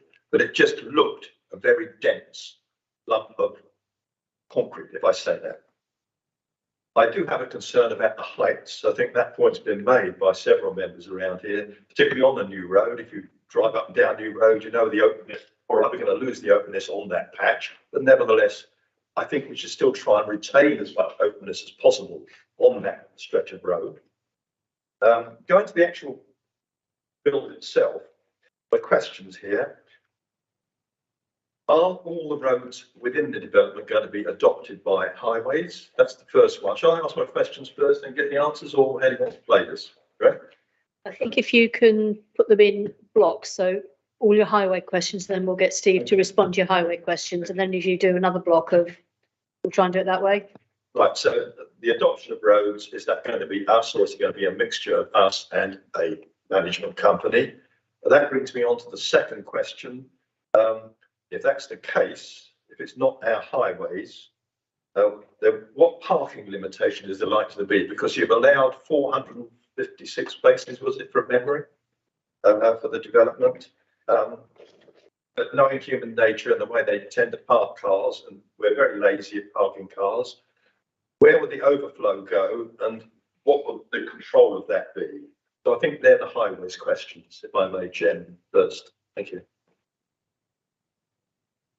Steve, are you happy to? Chair. As far as we're aware, Bellway Homes are not going to be offered the highways for adoption within the site. Obviously, there's no obligation upon developers to offer roads to the authority for adoption. The actual geometry of the roads are generally 4.8 metres wide, and as an authority, we tend to look for 5 metres.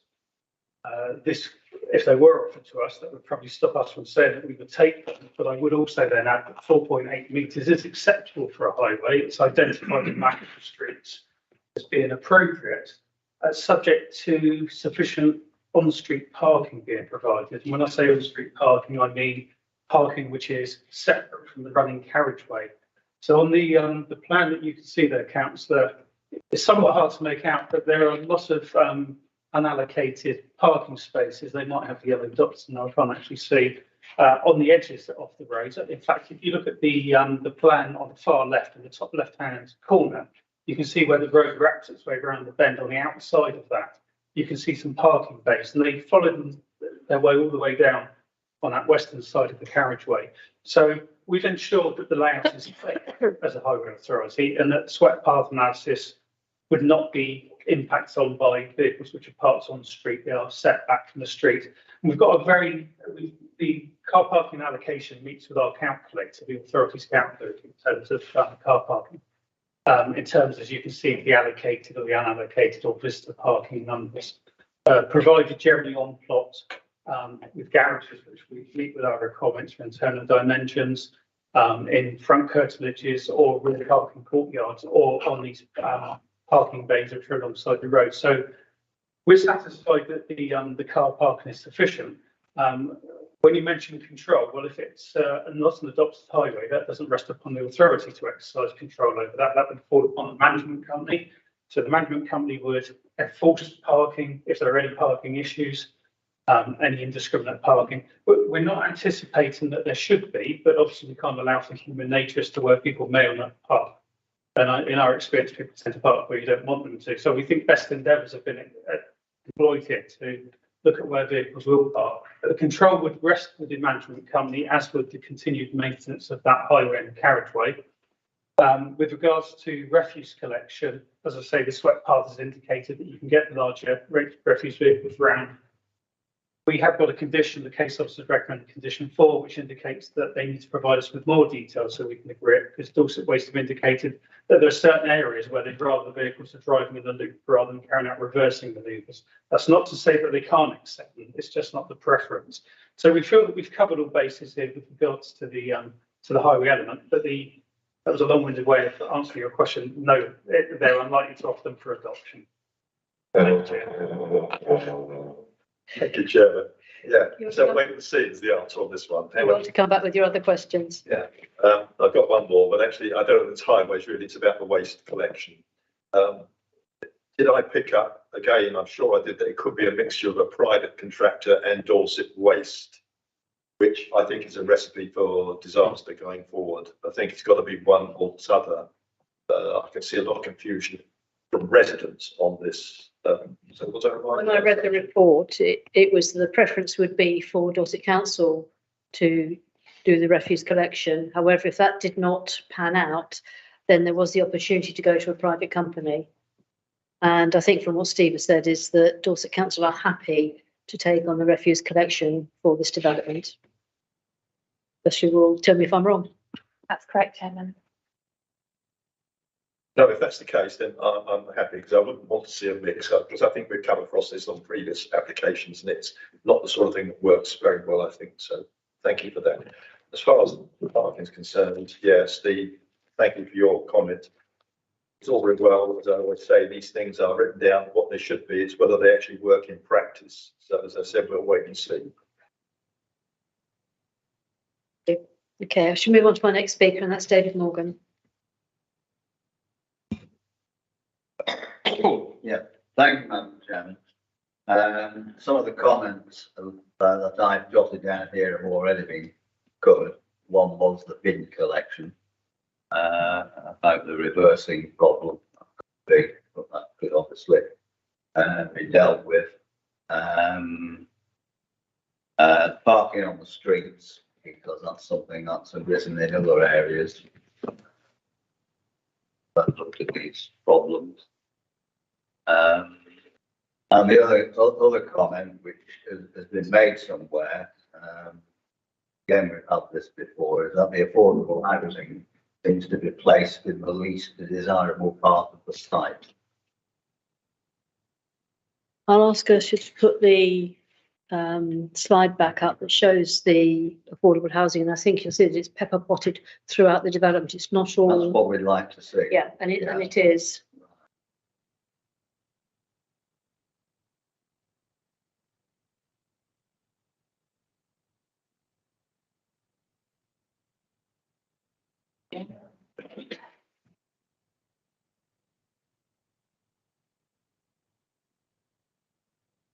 Evidence. I'll be worth pointing out something.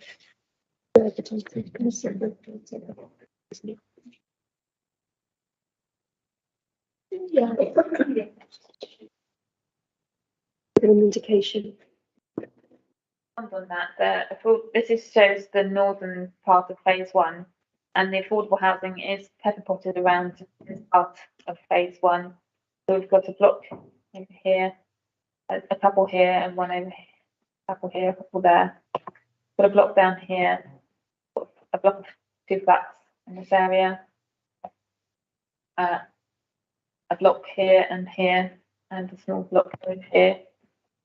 What I would say is this is the southern part of the site, which doesn't have affordable housing distributed across it. And the reason for that is the lower density parts of the site at the extremities. And we did at one point, we negotiated with the developer to improve the frontage facing the local centre, and as a result of that, as redistribution, we did move some of the water houses out of this area up to the north.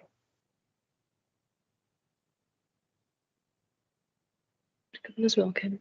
Yes, if I may, Martin Chairman, you can see on the earlier slide. Can you go back to that slide? That the one with the greenhouses. I was just going to point out the shared ownership. So the green units are shared ownership. So just to sorry, Kim. Is that not? That's not the case. The greenhouses are for 4-bedroom houses. Oh, sorry, I've got green the dots green is shared ownership. My mistake. Sorry. I'll wear different glasses next time. Sorry. Yeah, they're very confusing because there's a lot of colour on those. Do you want to go back to the other slide that shows and then point out which ones are the shared ownership on that one, please? The shared ownership are, Nick, there's a block shared ownership flats in this location. These blocks are affordable rented. There's some shared ownership up here. I think there's some in this block here. And so the shared ownership houses are distributed across the area in the same way as the affordable rented houses are. Does that answer your question? Yes, I think so. Yeah.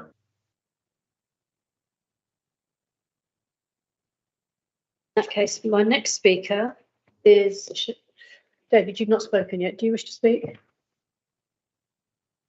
Brief question, if I may. Looking at the 4-bedroom houses in green, which you showed on the next slide, I can't see any of those outlined in blue. So where's the 1 4-bedroom affordable?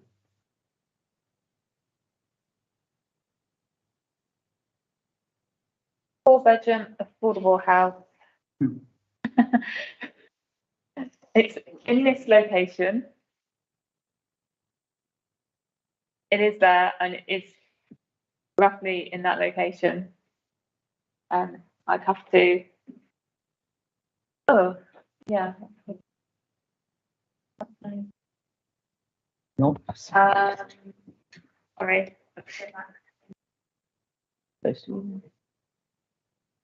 Two bedrooms, two bedrooms. It will have a hole in the wall.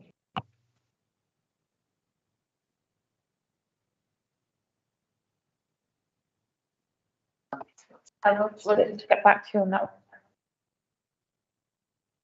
While they look to find that one, do you mind if I move on to someone else and then come back? Okay, both Alex and Shane want to come back. Shane asked first, so if I do Shane, then come back to you, Alex. Thank you, Madam Chairman. And Councillor Cook beat me to two questions, but I'd just like to go further on those. One on the adoptable roads, not being, sorry, the secondary roads and tertiary roads not being built to the adoptable standard. It's always disappointing to me that we see those being block paved. We're going to bring a management company in to look after those. The block pavement doesn't have good life expectancy, and like you've seen even in this town. And what tends to happen is that as those blocks get lifted and be removed or displaced, it used to be invested with a patchwork tarmac to repair them, which is really disappointing. I think we build up a recipe for disaster in the future. So it's just a comment, really. It's not a question. I understand the situation we're in, but it is disappointing to yet see it yet again. And I'd much rather these roads were built in the bottom.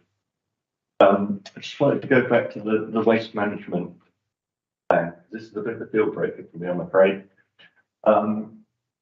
It's disappointing that we have a developer come forward with an open field site that effectively given a blank sheet of paper in front of them to bring about a layout and design for a housing development like this. They still fail to meet policy requirements of Dorset Council's waste management team. So I need an assurance from officers, because it's also disappointing to come to us with conditions still to be worked out. And I need an assurance from officers that there will not be a private waste management company here on this site, and this will all be taken care of by Dorset Waste Partnership.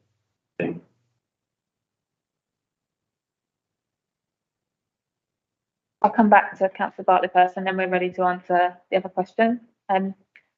So the submitted tracking plans do demonstrate that a scheme which is acceptable and meets policy requirements of the waste team can be implemented on the site.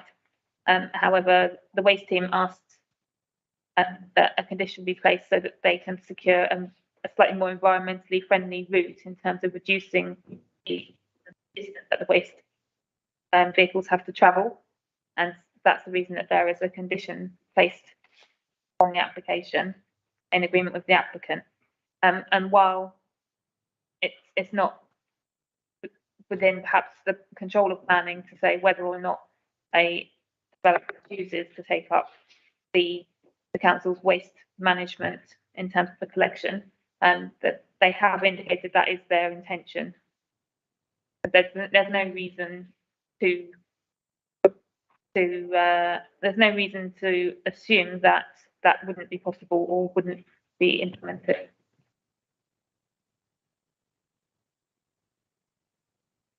You want to come back on that point? Otherwise, we'll go back to answering David Took's question.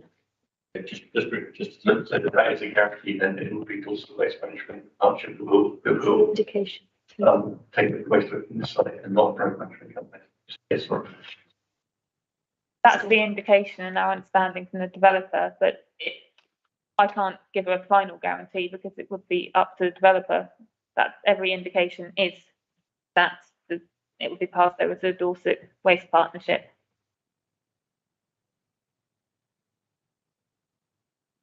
Okay, and you've got the answer to David Took's question. Yes, I have got the answer about the 4-bedroom affordable property. That is actually this one, which is coloured in blue, but that's incorrect in terms of the colouring. So this property is the 4-bedroom affordable rented unit. That's two bedrooms. That's two. It's two smaller than a 3-bedroom. This is it's a separate detached building here. So these are 2 3-bedroom units next to it, and then this is a detached 4-bedroom unit.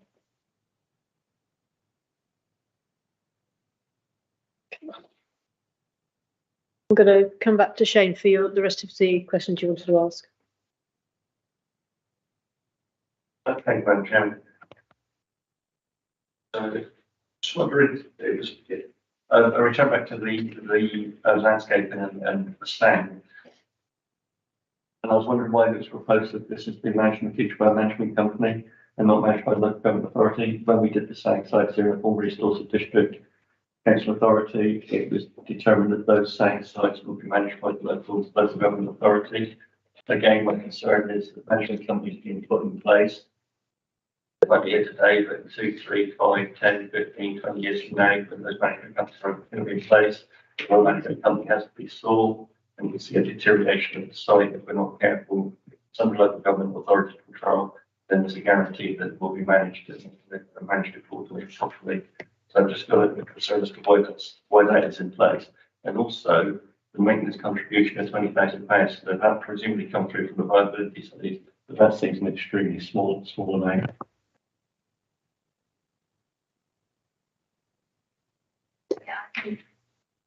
Come to that in terms of what the original section 106 on the outline set out, and in terms of maintenance, it is for the applicant to either set up a management company or to hand the site over to a appropriate body, such body to be determined in consultation with the council. And if they were to hand over the sites, they would need to pay a contribution, which would not be the £20,000, that's separate, but the contribution would be calculated. However, it is up to the applicant to decide whether they wish to set up a management company themselves or to hand over the SAG. And regards to the £20,000 contribution, that's a step-in contribution, so that money would be used in the event that the council has to step in because the SANG were not being appropriately managed to cover the potential costs of council doing that.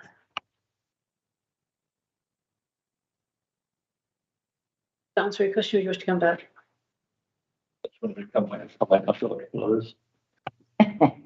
going. Madam Chairman, yeah, my comment would be that I believe SAGs are a better provision of the local government authority to manage them as we've done in East Dorset. I think it makes a far more sensible option and gives assurance in the future management of those sites. Personal opinion, obviously. Just like to return to the allotments and question as to whether or not water and power is being provided to those allotments. Too often we see allotments going in allotment sites and there is no water provision actually to them, and water then has to be carried in by the owners of the those allotments. And also concerned over the amount of car parking spaces. I think there's 16 allotments. I think there's 8 car parking spaces, which is a little bit derisory. And I think that car park, is that also going to accommodate the SANG as well? And presumably people that are going to be travelling to the SANGs can be dog walkers and such like. It's going to attract visitors into the surrounding area. But there doesn't seem to be sufficient car parking provision there.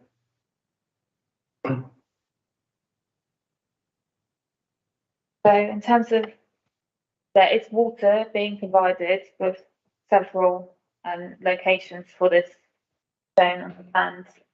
There's one there, there's another one over here somewhere, one there. So there is water provided. As far as I know, there is not power provided. In terms of the parking, there is a gravel parking area here. I don't think there's 14 allotments in this gravel parking area proposed then. It's not proposed for SANG parking. The SANG parking is in a different location, in this location on the landscape master plan.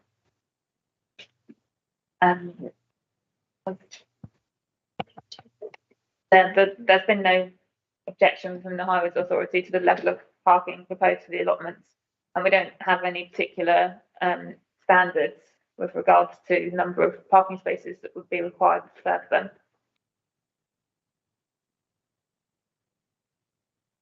Can I ask them how many parking spaces are after the SANG? The SANGs includes 8 dedicated parking spaces for that, and for people that might choose to travel to the SANG. Predominantly, the SANG is intended for use by local residents who would walk to the SANG, having already been next to it. That's its main purpose.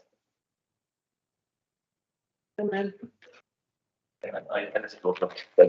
belief is that people will travel to the SANG. So they're formally private land green belt, and we've seen these SANGs open up on these types of developments now, and we've seen it in when the people do travel to these SANG sites now to walk up and take the leisure activities. A final point, Madam Chairman, would be relieved to hear is around the flats, with the amenity areas surrounding the flats. Could I just have confirmation from the officers that within those amenity areas there will be drying areas? We've set up in the past where we've actually put flats in with no provision for drying areas, and then those tenants in those flats have to actually use dryers or more direct. So it's a provision within those areas to have drying areas. It goes beyond our remit to require drying areas to be installed within the amenity areas, and that would be up to the owners and any management companies. What I would advise is that there is space to accommodate those areas. Last time. Thank you, Madam Chairman. Could I then ask that the officers do speak with developers to ensure that there is drying areas? We have an emerging climate ecology policy that's coming through Dorset Council. We're not there yet, we know, but I think it would be in everyone's interest to ensure that there is drying areas with those immediate areas of those flats, please. And whether officers could have that conversation with developers to try and bring that forward. We could offer we could put an informative note on any approval of this application. The agent is taking notes. Okay. Alex, you wanted to come back? Thank you, Chair. Just I might have missed it because I'm not quite as sort of dedicated as Shane to the small print. But when you look at I'm going back through to the car parking allocation. One of the blue dots and where are we going back? There seem to be, particularly, shall we say, in where the flats are, the parking. That's right. That's the one I want to see. Some of them are fine in that the allocated parking is next to the dwellings, but some of them, the allocated parkings are, shall we say, some distance away.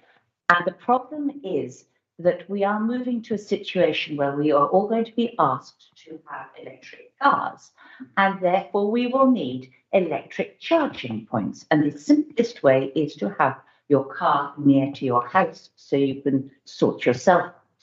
There is an area where behind some of the flats where it's unallocated parking and it's some distance away from the dwelling or the block.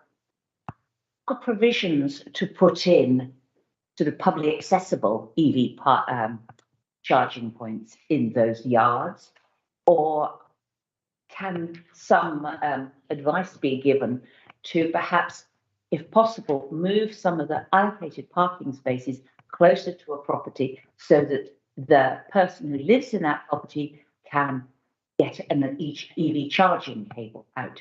I have a situation in my ward where I have 3 residents in a not particularly overbuilt area who cannot park near to their house, therefore cannot charge their car, their electric car, therefore have to go to the half a mile down the road to the supermarket. Because as it's unallocated parking, anyone can park in the plots nearest to there. So are there sort of schemes here to install EV systems in some of these blocks, or some of these areas? Can't give you the detail, but electric charging points are subject to the new building regs that came in June. And I think it will all be covered. Certainly the individual houses will all have to have a charging point, but I'm not aware of the detail regarding flats. Yeah, blocks of flats. But I'm sure that it's in the regulations. I can't believe they would have produced the regulations without covering that element. So no. I will fill that one left to see if anyone knows the answer to that bit. Through you, Madam Chairman, if I may. Councillor, the Part S of the building regulations requires charging points to be installed to provide a minimum power supply and have cables ready. I can't go into more detail, I'm not a building inspector, but clearly the legislation and the regulations have been updated to address that issue. Yeah, so we'll leave that with our building regs colleagues. Thank you. A bit far away. We'll try it, you haven't spoken yet. Thank you, Madam Chairman. I still haven't heard an adequate rejoinder to some of the fundamental points that were raised by local member Andrew Parry. First of all, this is by way of a precedent setter. I think he used the word a benchmark, which as proposed doesn't match local aspirations. Secondly, he thought that the local village character would be eroded with the inappropriate heights of many of these buildings, and in saying that, he was reflecting the views of some of the residents, and I can certainly identify with that. And in sum, he said that what was needed was something more bespoke that is in accord with local aspirations. So I'd like, before we get to the vote, to hear whether there are any definite responses to those concerns, because they are fundamental. Pass you over to the officers for that. In terms of the character of the area, the parameter plan did set out the heights that were expected, and following the approval of the reserve matters application in principle, the applicant did carry out a contextual analysis which informed the design code, which has been approved for the site. And while that didn't necessarily, but didn't create bespoke house types for this development, it did include design of those house types and adjustments to respond to the local character, use of materials, addition of bay windows, and positioning of render panels and treatments, that elevational treatments and fenestration. And the approach that the applicant has developed is, in terms of the use of house types, is considered one which wouldn't warrant a reason for refusal. These kind of house types have been acceptable on other developments throughout the country. As you say, they have been amended to allow for a response to the character of West Parley, and that would be acceptable in planning terms.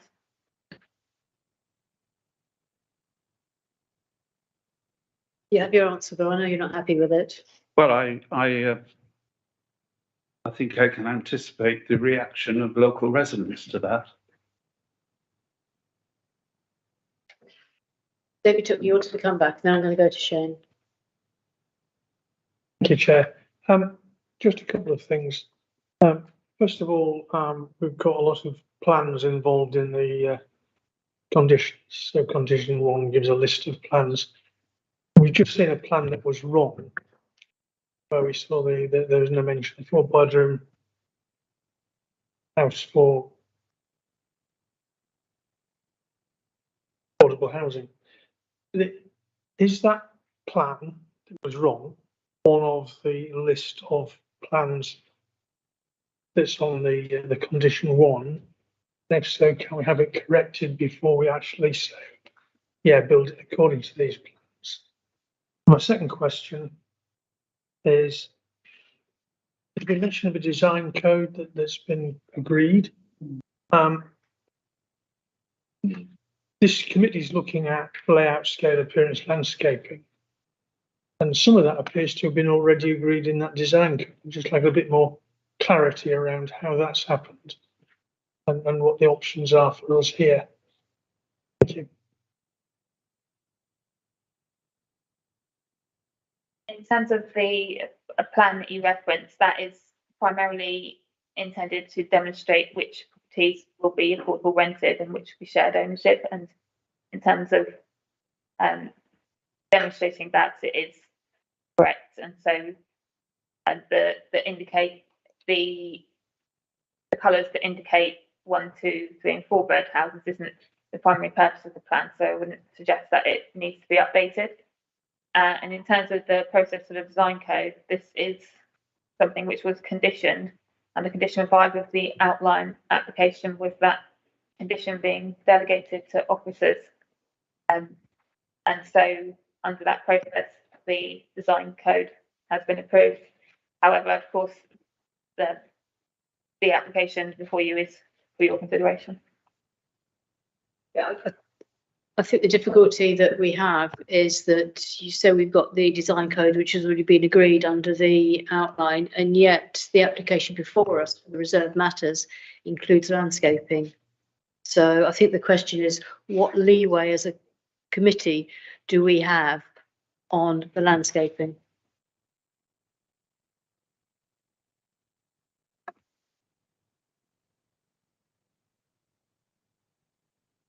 Landscaping in terms of where the kind of overall structure of the scheme or of individual kind of planting strategy. I think there are parameters that were set through the outline, and I think those parameters where the sang would go and where we would have green links through the development are things which the planning committee did approve at outline stage. So I would suggest that those would be matters which have already been agreed. In terms of the design code, the reserved matters is expected to be in accordance with that. And it sets parameters for landscape, but they are fairly high level. So I would consider that if the committee has detailed comments on the landscape, something they could consider. Detailed comments you wish to raise on the landscaping? Well, it wasn't just landscaping.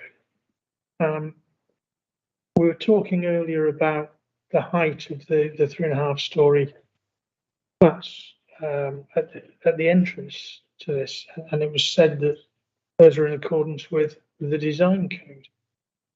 But this is an issue that's been raised by a number of people.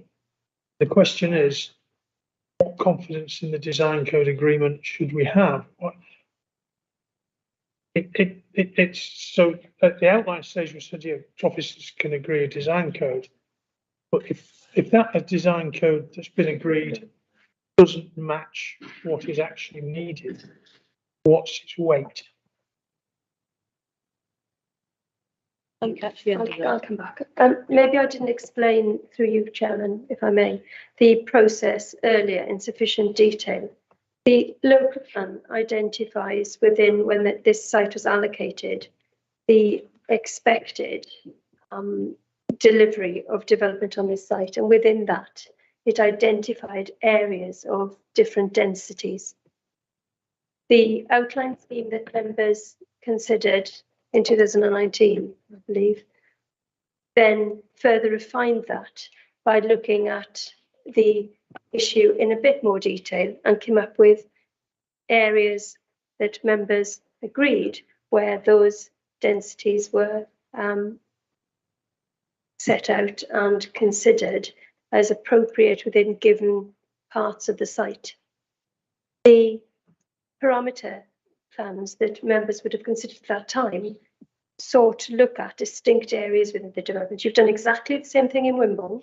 So in Wimborne, I seem to remember that there were village character areas, there were edges of the settlement, and each of those will be looking to deliver a different feeling as you go through the site. Now, earlier on, it was mentioned that the character of West Parley, which the housing there, the housing stock, which is an established housing stock of, you have some bungalows and you have some chalet. The densities and the government's guidance on best use of land in the NPPF emphasises the requirement that we need to make best use of land, and you, in so doing, you are in delivering this number of houses, you're not going to achieve that through delivering bungalows and chalet bungalows. And that's where in the local plan, when the site was allocated, it was identified then, and that went through the whole local plan process and through the whole outline, that there was an anticipation that on this site there would be density bands with much higher density, and that is going to be some flats. And with most of the developments we have, that's what you are going to get. The parameter plan shows, and the outline and the local plan identified the different areas where those were anticipated. The master planning exercise or the design exercise you then go through is to refine that process, to look at where on the site those go. And it identifies distinct character areas. When we bring these schemes to you, as you did in Wimborne, if you think that the design character of one element needs to be refined, and I remember us having bespoke designs on one or two areas in the Wimborne scheme, for example, where you've looked at that detailed layout and you have issues, please raise those. But it goes back to, it's a plan-led system. The local plan has defined the site for development. It's identified the sorts of density bands we expect to see delivered across the site. The outline has further refined that. And now we're at the reserve matters stage, where you've got a broad concept, which has been agreed with officers, to try and deliver those characters were expected at the outline and in the local plan. But if members have got specific issues they want officers to address, as you've done before, then clearly we will we will take that back to the developer and look at those.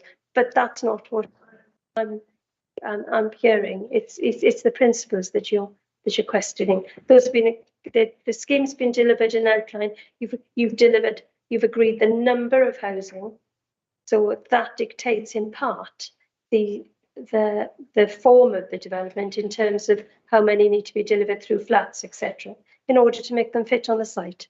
Thank you. I'm sorry for that really long-winded response, but hopefully it assists answer the question in a bit more detail. Do you have any specifics, David? Yeah, I mean, thank you for the more detailed response. Question is a little bit simple. Yeah, we can see the brown block where residential main area, buildings up to, and in that mix. So in that area, there will be buildings of 3.5 stories. The question really is, do they have to be at the entrance? Yeah. Yeah. It's the positioning within that block of these specific bits that has caused a fair bit of concern, I think, locally and on this committee. And just to say, well, yeah, they've got to be there somewhere. Yes, they do have to be there somewhere. But why there? Why specifically at the entrance? And is that part of the design code that was agreed without any input from this committee? In terms of the design code, that is a matter which was delegated to officers as a condition, and I would just say that was a lengthy process which involved the council's urban design specialist, landscape specialist, street specialist, and highways, and involved several iterations and considerations of where the best places to accommodate higher density areas and taller buildings were, and the design code that has been agreed was the output of that process. In terms of, you know, whether the 3-story flats which are at the junction of New Road would be there, if they weren't there, we would probably need to put them in a different location. And in terms of the design code, the team working on that of officers felt that that location was the most suitable location for those flats, given the main road location and the proximity of them to the 3-story buildings in the local centre, and the character of the development which would be achieved as a whole. And obviously that was felt to be the best location, and that's what fed into the design code process. And I can only really advise you of what the process was and how we got to this point.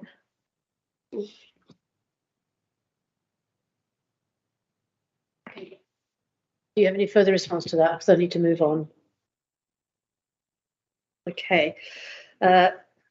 Shane, you've been waiting a long time to come back, and Robin Cook also wants to come back. So I'm going to take Shane. I'm not going to take any more speakers now. We've been at this debating for an hour and a quarter. I'm going to take Shane and Robin as the last 2 speakers, and then we'll see where we are from there. Shane. No. Thank you, Madam Chairman. I was going to move to a proposal, but if Councillor Cook has got a further question, I was going to reply. I do have a sort of. Through me, please. I may. For those of you who are sitting in this room that went through the core strategy adoption, will know the agonies that we went through with that. And we finally, in some cases, very reluctantly accepted what was put before us. But one of the things that was said quite strongly at the final stages of it was that it was up to the authority, or the councillors, if you like, to manage that process going forward when these developments finally come forward to fruition. This is what we're trying to do this morning on this one. If you listen to the comments around the table here, there are concerns. There are a mixture of concerns about. I mean, nobody's saying we shouldn't be developing it. That's a done deal. That's a done deal. It's how it looks in terms of the overall environment, and how far can we go? This is the sort of fundamental as a committee, because it rests with us, Chairman. Our decision, if you like, will be final, subject to an inspector appeal or whatever, but our decision will be final. So we've got to get it right. We've got one chance of getting this right. But if it means going back to the drawing board for certain aspects, how far are we permitted on this? Can I have an answer on that, please? again, I would need to know which aspects you wish to have further discussion on, because some may be able to be done and some may not be part of our remit. So I need to know exactly what needs to be looked at. Yeah, I understand that. Thank you for that. From my point, I mean, we talked about design objectives and so on. That's very much a personal thing based on experience and so on. I would like to see some reappraisal of the new road frontages, particularly around the junction area. I'm very concerned about the overpowering look. I think we should lose the higher buildings further within the development, have lower buildings on the frontage. That's what I would like to see. I don't know how other members feel. That's the one niggling factor that I've got. There are a number of other smaller ones which we've had some answers to. That appearance of new road, I think, is going to be a difficult one to live with if those go ahead on that basis. Do you want me to come back to Shane first, or Shane? I'm just parking that for the moment, so I haven't forgotten.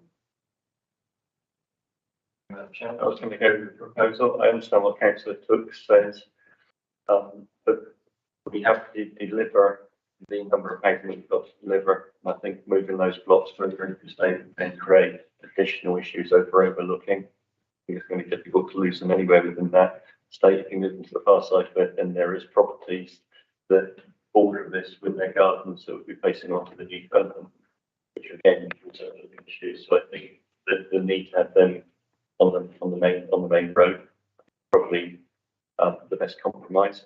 I appreciate the fact that the number of stories involved isn't ideal.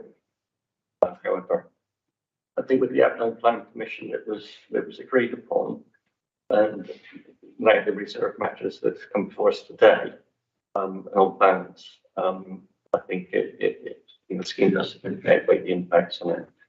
I think that the proposal represents sustainable development, and I think on those bases as laid out in the officer's report, then I'm minded to put a proposal to approve conditions laid out in the report. However, what I would say is that we've had to see it today and look for assurance on the PV panels, the suds and drainage, the surface water, the foul water, the management plan agreements not in place. A lot of conditions to be agreed yet, which is really disappointing that rather those were actually still fully come to this commitment. But all assurances drawn this morning, but there's the draws officers, as I say, I'm going to propose that we approve this proposal in front of us, as I said, laid out in the conditions in the officer's report. At the beginning of the presentation, we were given an update to condition 1 on the plan submitted. So is your recommendation including the update that we were given at the beginning of the presentation, or purely on the report that's been printed? To include the update on the channel. Is there a seconder?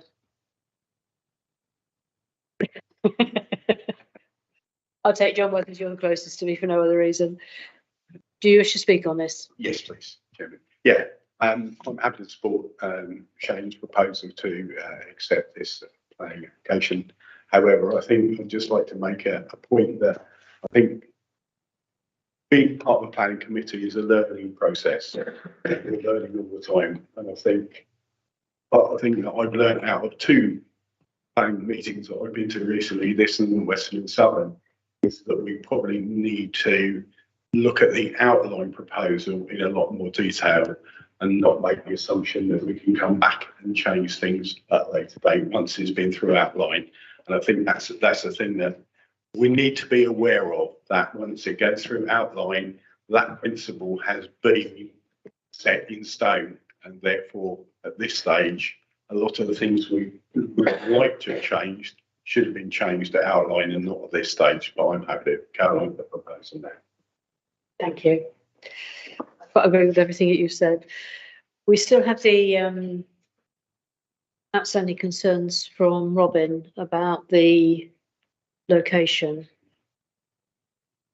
Do we want to give a response to that?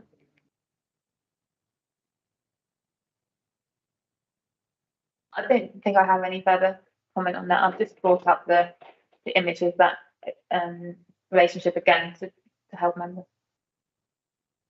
Robin, last word. This is the first, isn't it? Thank you. No, I'm happy about that, but I'm not going to vote against the proposal because I think we are where we are with it. We've got to provide the accommodation. I would like to have had that option often for them to go back to the drawing board. It isn't a deal breaker, but it is a major concern. I would be interested to see the street scene when it's finished, but it's not enough for me to vote against it. So I'll put it on our list for a future planning tour so that you'll be able to see whether we made the right decision. Okay, we've spent 1 hour and 20 minutes debating this and we've had a very thorough debate, and thank you members. I think everyone has taken part. I'm not taking any more speakers now.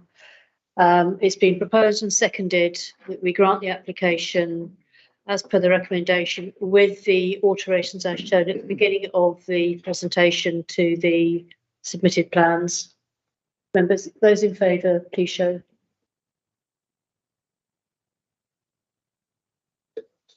That's 6 in favour. Those against? 4. Can you show clearly, please, if you are against the application? 4. I reckon that means there are no abstentions because everybody has voted. So the outcome of the vote, please, David. 6 for, 4 against. So that's 6 in favour, 4 against. The application is therefore granted. Thank you all very much for your forbearance this morning. Members, I think we need to take just a 5-minute break.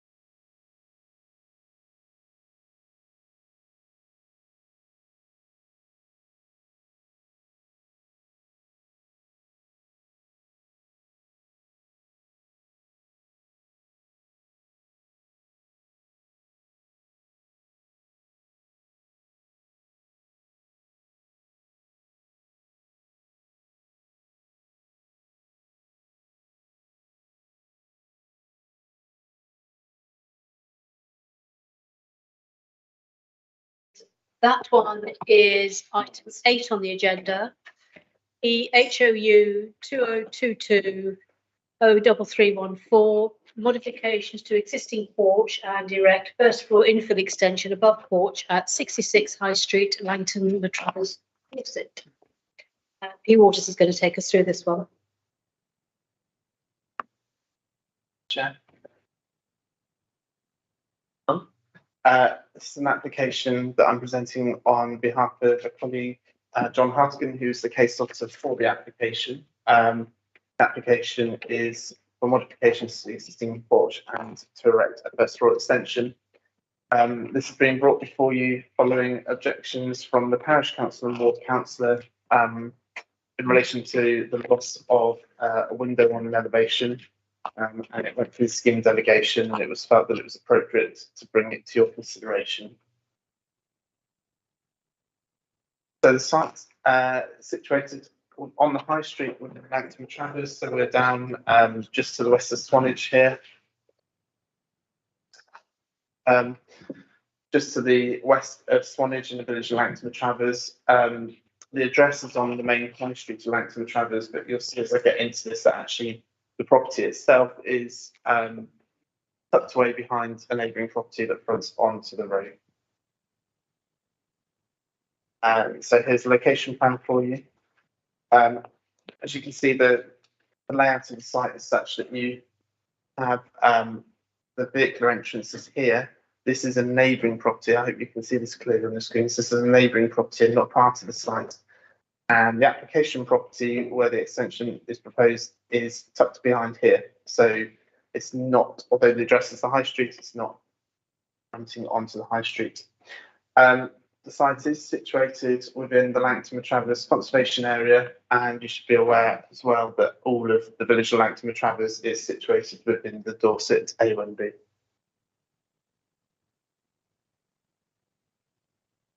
So here's some photographs just to give you some context of what we're looking at. This is the front of the property. We'll get to the plans in a minute, but the extension is proposed. I'm not sure how well you can see that. I'll see if I can get a pointer on. No, I can't. Okay, I won't worry about that. The extension is proposed in this section between the two bays that come out, and those two-storey bays are not original to the building. They are both flat roofed, and the bay window is obviously a feature that was included in one of these extensions. It's not a vernacular feature to the area, although quite interesting on the house itself. And you notice as well that there isn't any uniformity in the windows on this elevation. So the ground floor windows particularly vary quite extensively. The first floor windows, some have these diamond patterning, there's some on other elevations that don't. The window that would be removed, which is of course concern, is this small one in the centre. So this is just another view to show you this flat roof projection in a bit more detail. And then the southern bay, and part of the proposal, in addition to the proposed extension, is that for this southern extension that's currently covered in plants would actually have a cedar roof. So at present, there is a felt roof on this extension. There's a lead roof on the other one, but a felt roof on this one, and that would be replaced with a cedar, and that is a grass roof.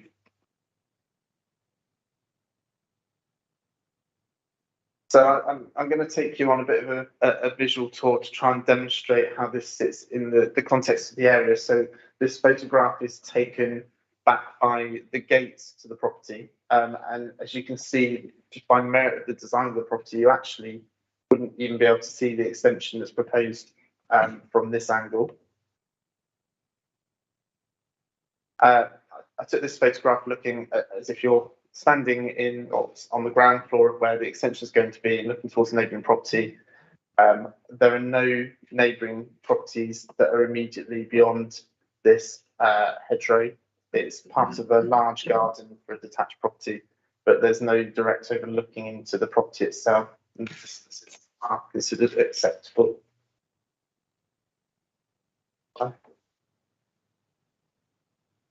Page. So moving on to the High Street, this is the main road through Langton Le Travers if you're not familiar with it. So if you're going left up the road, that's taking you towards Kingston, and then you eventually loop back round to Corfe Castle. To the right would take you down to Swanage. The wall that's shown here is a listed structure. That is in relation to the grounds neighbouring this property. And formerly there was a quite a large, substantial detached house, and although the house there now is fairly substantial, it's not the original, so the wall provides a link to the historic layout of the area.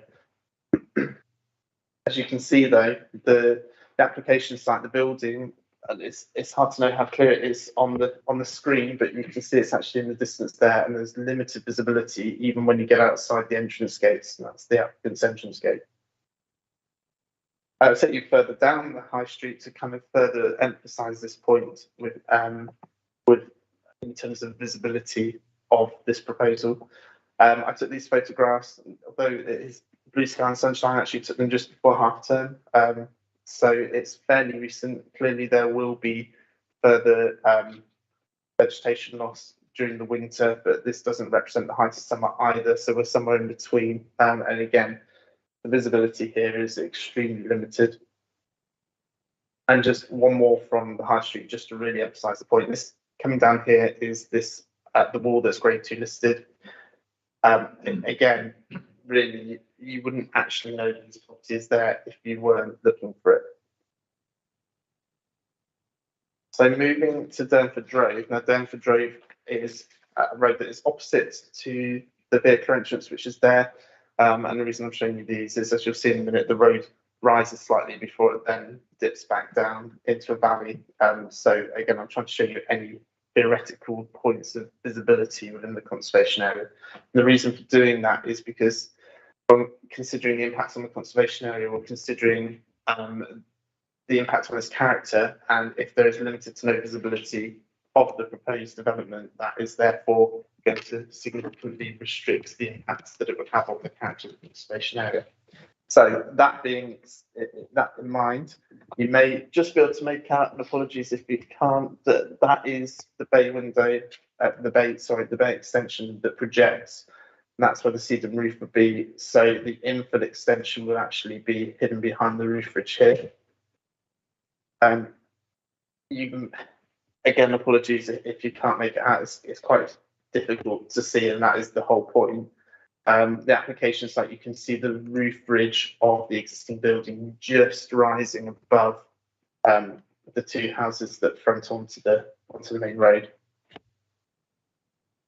Now, taking this is the final one from Durnford Road. This is the highest point before the road starts to dip down again, going further south. So this is the highest point of visibility, but there is a scout hut, I believe it is, or a village hall that actually blocks nearly all your visibility of this site from here. I've now gone further west up the High Street, so away from the site, going further uphill. Again, we're looking, there will be no visibility of this proposed extension whatsoever.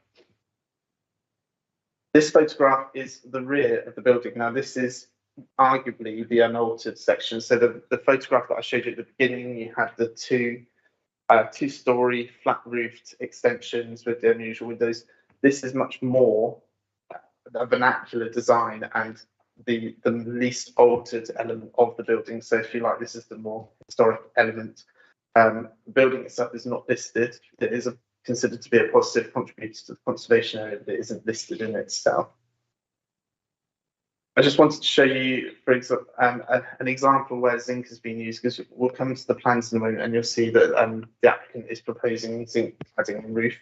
And this is a contemporary example of a zinc roof, which actually is about 100 metres to the north of the application site, still within the conservation area.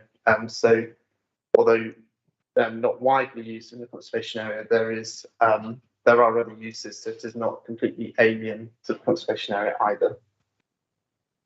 So coming on to the proposal now, the elevation, the principal elevation. So the proposal is to remove that window that you saw between those two bay extensions and erect an infill extension. The porch below, which is currently a lean-to porch, would be replaced with a fully glazed porch that would be in line with the extension itself. So you'd be looking at good style windows, and I discussed with the applicant, given the concerns raised by the parish council about the loss of the window with the diamond patterning, and they feel that in terms of a design approach, that actually if you're going to approach this with using modern materials and modern design, that actually it's more appropriate for the window style to follow that design instead of having a kind of a mishmash of traditional window design, if you like, and a more modern approach to materials. So just to give you some figures here, the width of the extension would be just under 3.5 metres, 7 metres to the roof ridge height. That has been reduced following feedback from the conservation officer, and that therefore reduces the visibility within the wider conservation area. And for your reference, so the roof ridge height of the extension would be 7 metres. The roof ridge height of the main building is 8.15. So it's very clearly maintaining a subservience to the main building. Moving on through the elevations, so this is the southern elevation. You will not see most of this because this is when I've shown you the photographs from Derbyford Drove, you were looking this way effectively, but as you know from the photographs, in fact, there are actually neighbouring properties in front of this. So you will only have limited views of the extension. I would suggest only the top part of the zinc roof will be visible here, if at all.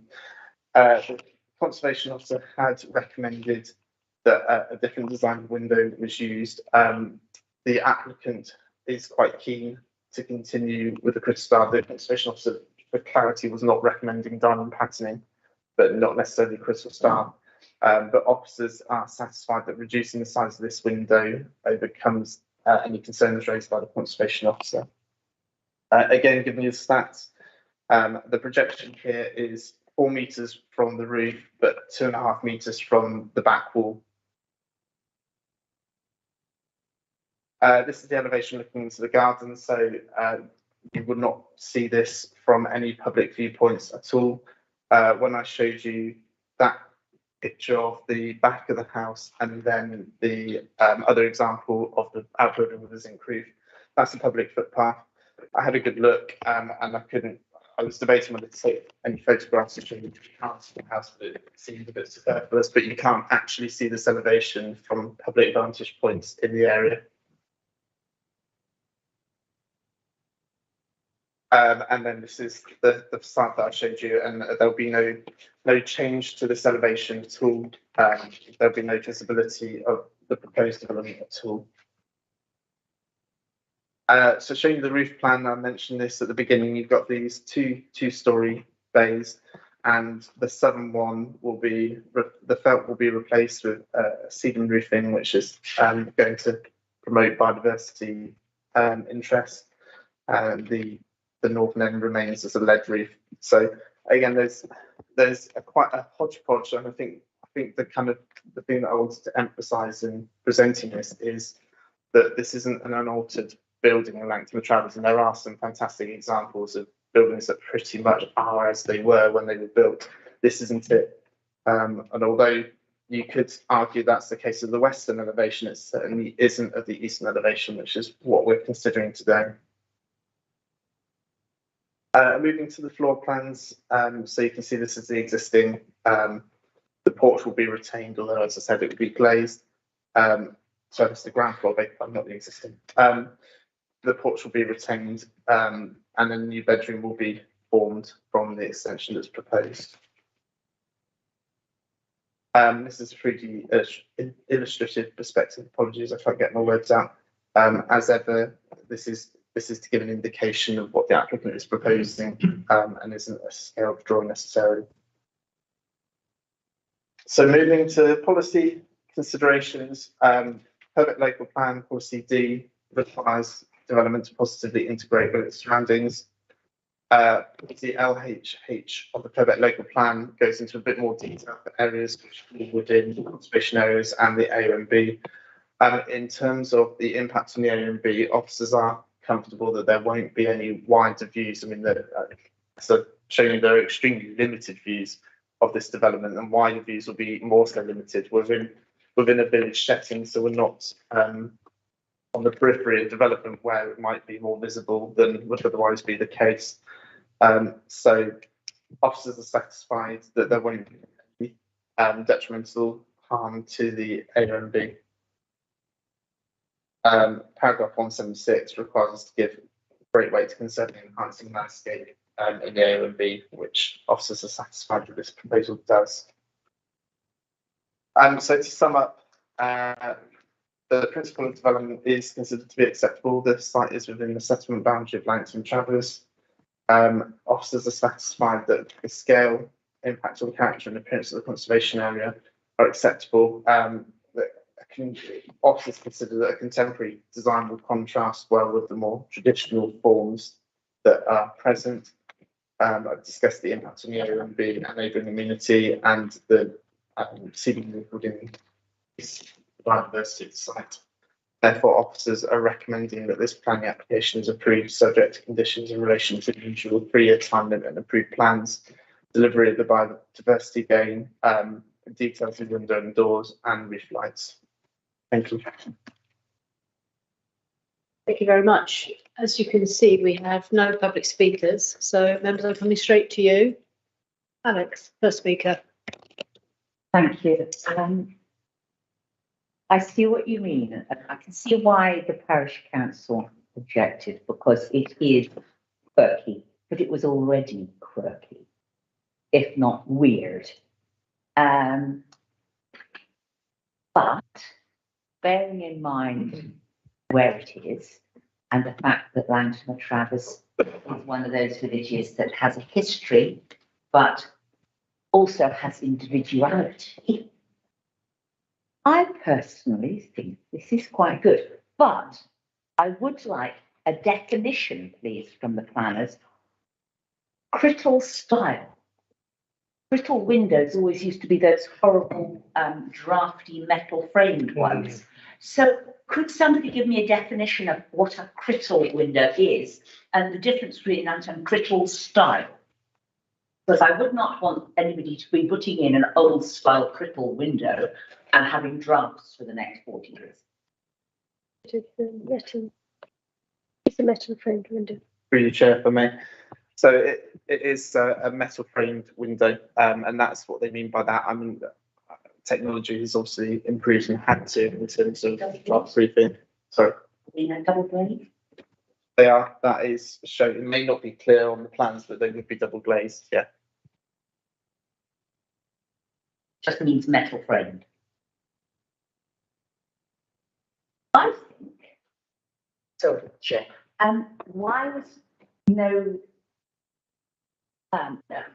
query, or was there a query made about why one side would be a cedar roof and one side would be a zinc roof? It seems a bit, if you're going to be quirky, I mean, be quirky, but you'd have thought you'd try to match them up a bit. It's not what's before us, members. We've got an application, maybe one roof was failing and the other one wasn't. No idea. They've applied to have a cedar roof on one side. Might come back to the other side, but at the moment you just have the one.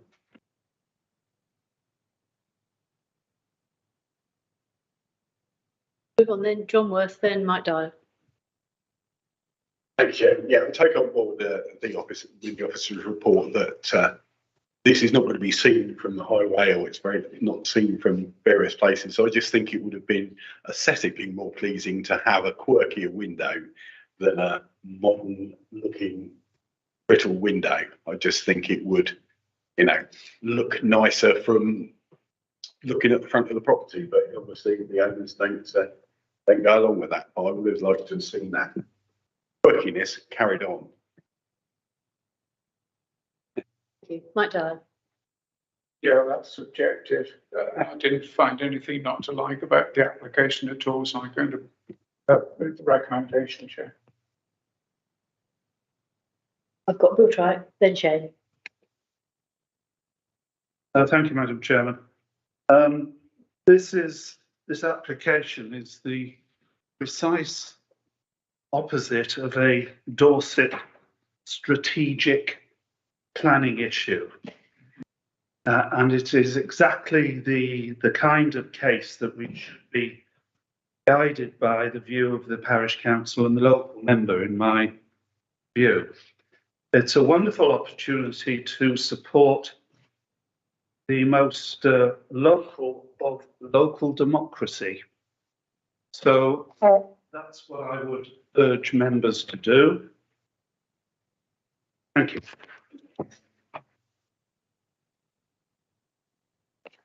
That's what I hadn't mentioned earlier. Cherry Brooks is the local member. She didn't ask to speak. However, I have been given a small sentence, which I think would be appropriate to read out at this point. And that says that as local member, she has said that the issues raised appear to have been dealt with by the applicant and the conservation officer, so she's now satisfied.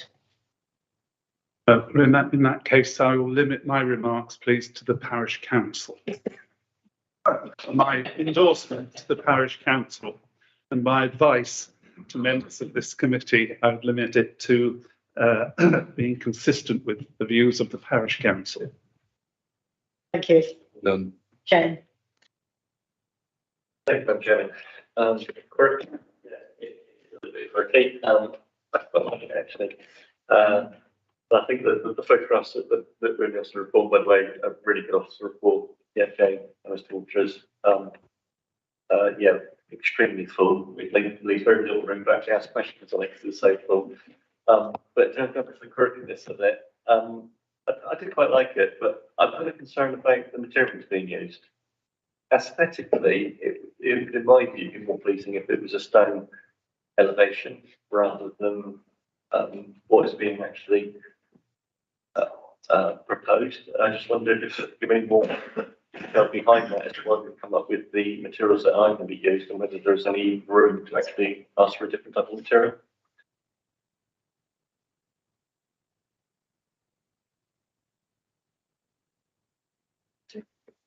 Chair, thank you. I mean, this is the preference that the applicant has put forward.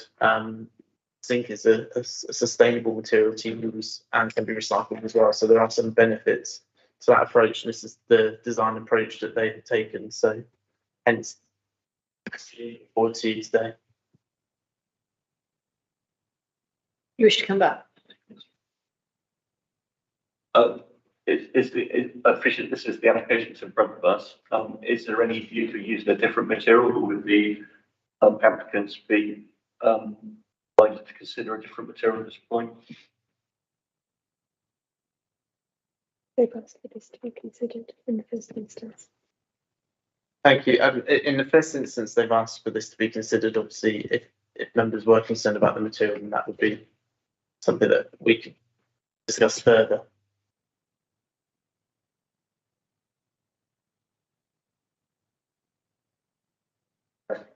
Madam Chairman, yeah, I don't feel I'm getting anywhere with this, so I'm gonna cut my losses while I'm behind. I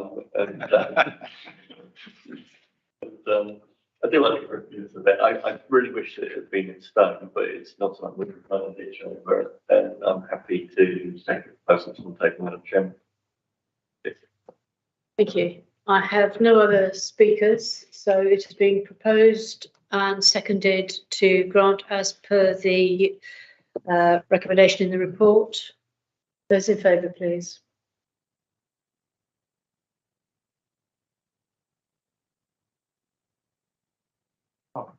Okay, 9 in favour, and those against? 1. And again, I think that's everybody, so there are no abstentions, just double checking. So, although I think we all know what the answer is, can you please confirm? 9 for, Chairman, 1 against. So 9 in favour, 1 against, application is granted. Thank you, members. Okay, we have one item left, and that's item 7, which is, I'm going to try and say this very slowly to give them time to do the swap over. PTRC 2022-06201, tree works application at the Old Vicarage in Westbury, Fair Regis. And this has come to us because the applicant is a member of the authority.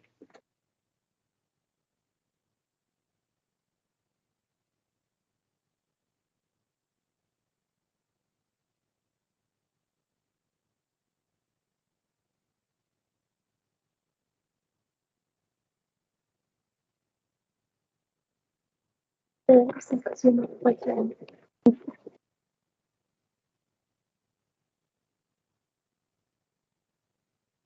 minute. Peter, can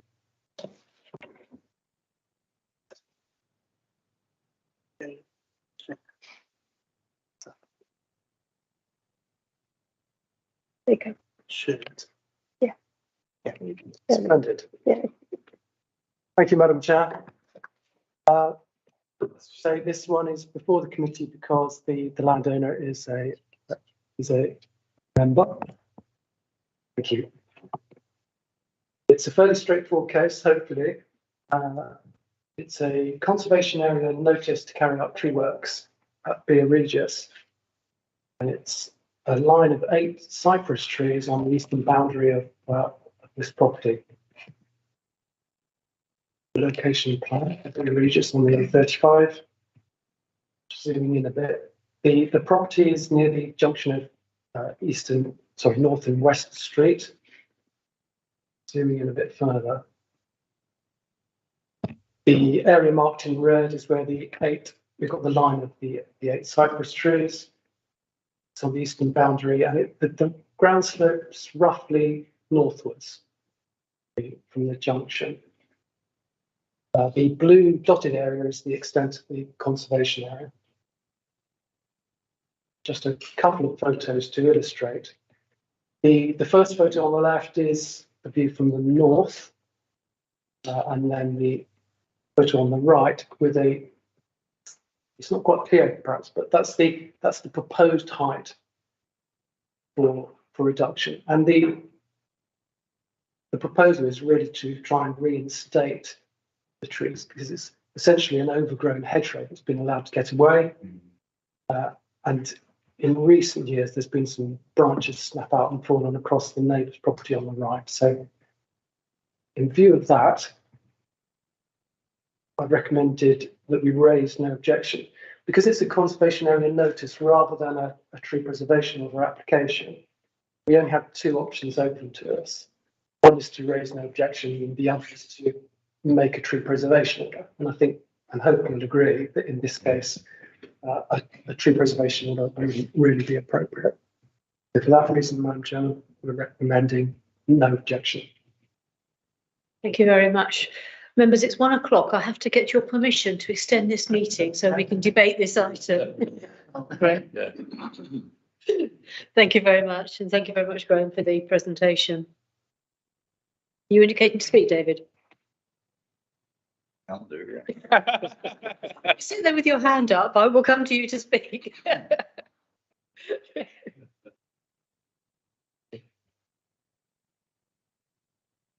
I was going to say, Madam Chairman, with the present climate and gale that we're having, it probably remove itself anyway.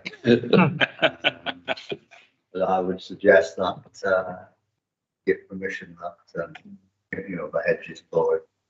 We have examples, examples in Burwood, for example, where trees have been planted and are now about 60 feet high because nobody's ever bothered to trim them off. I think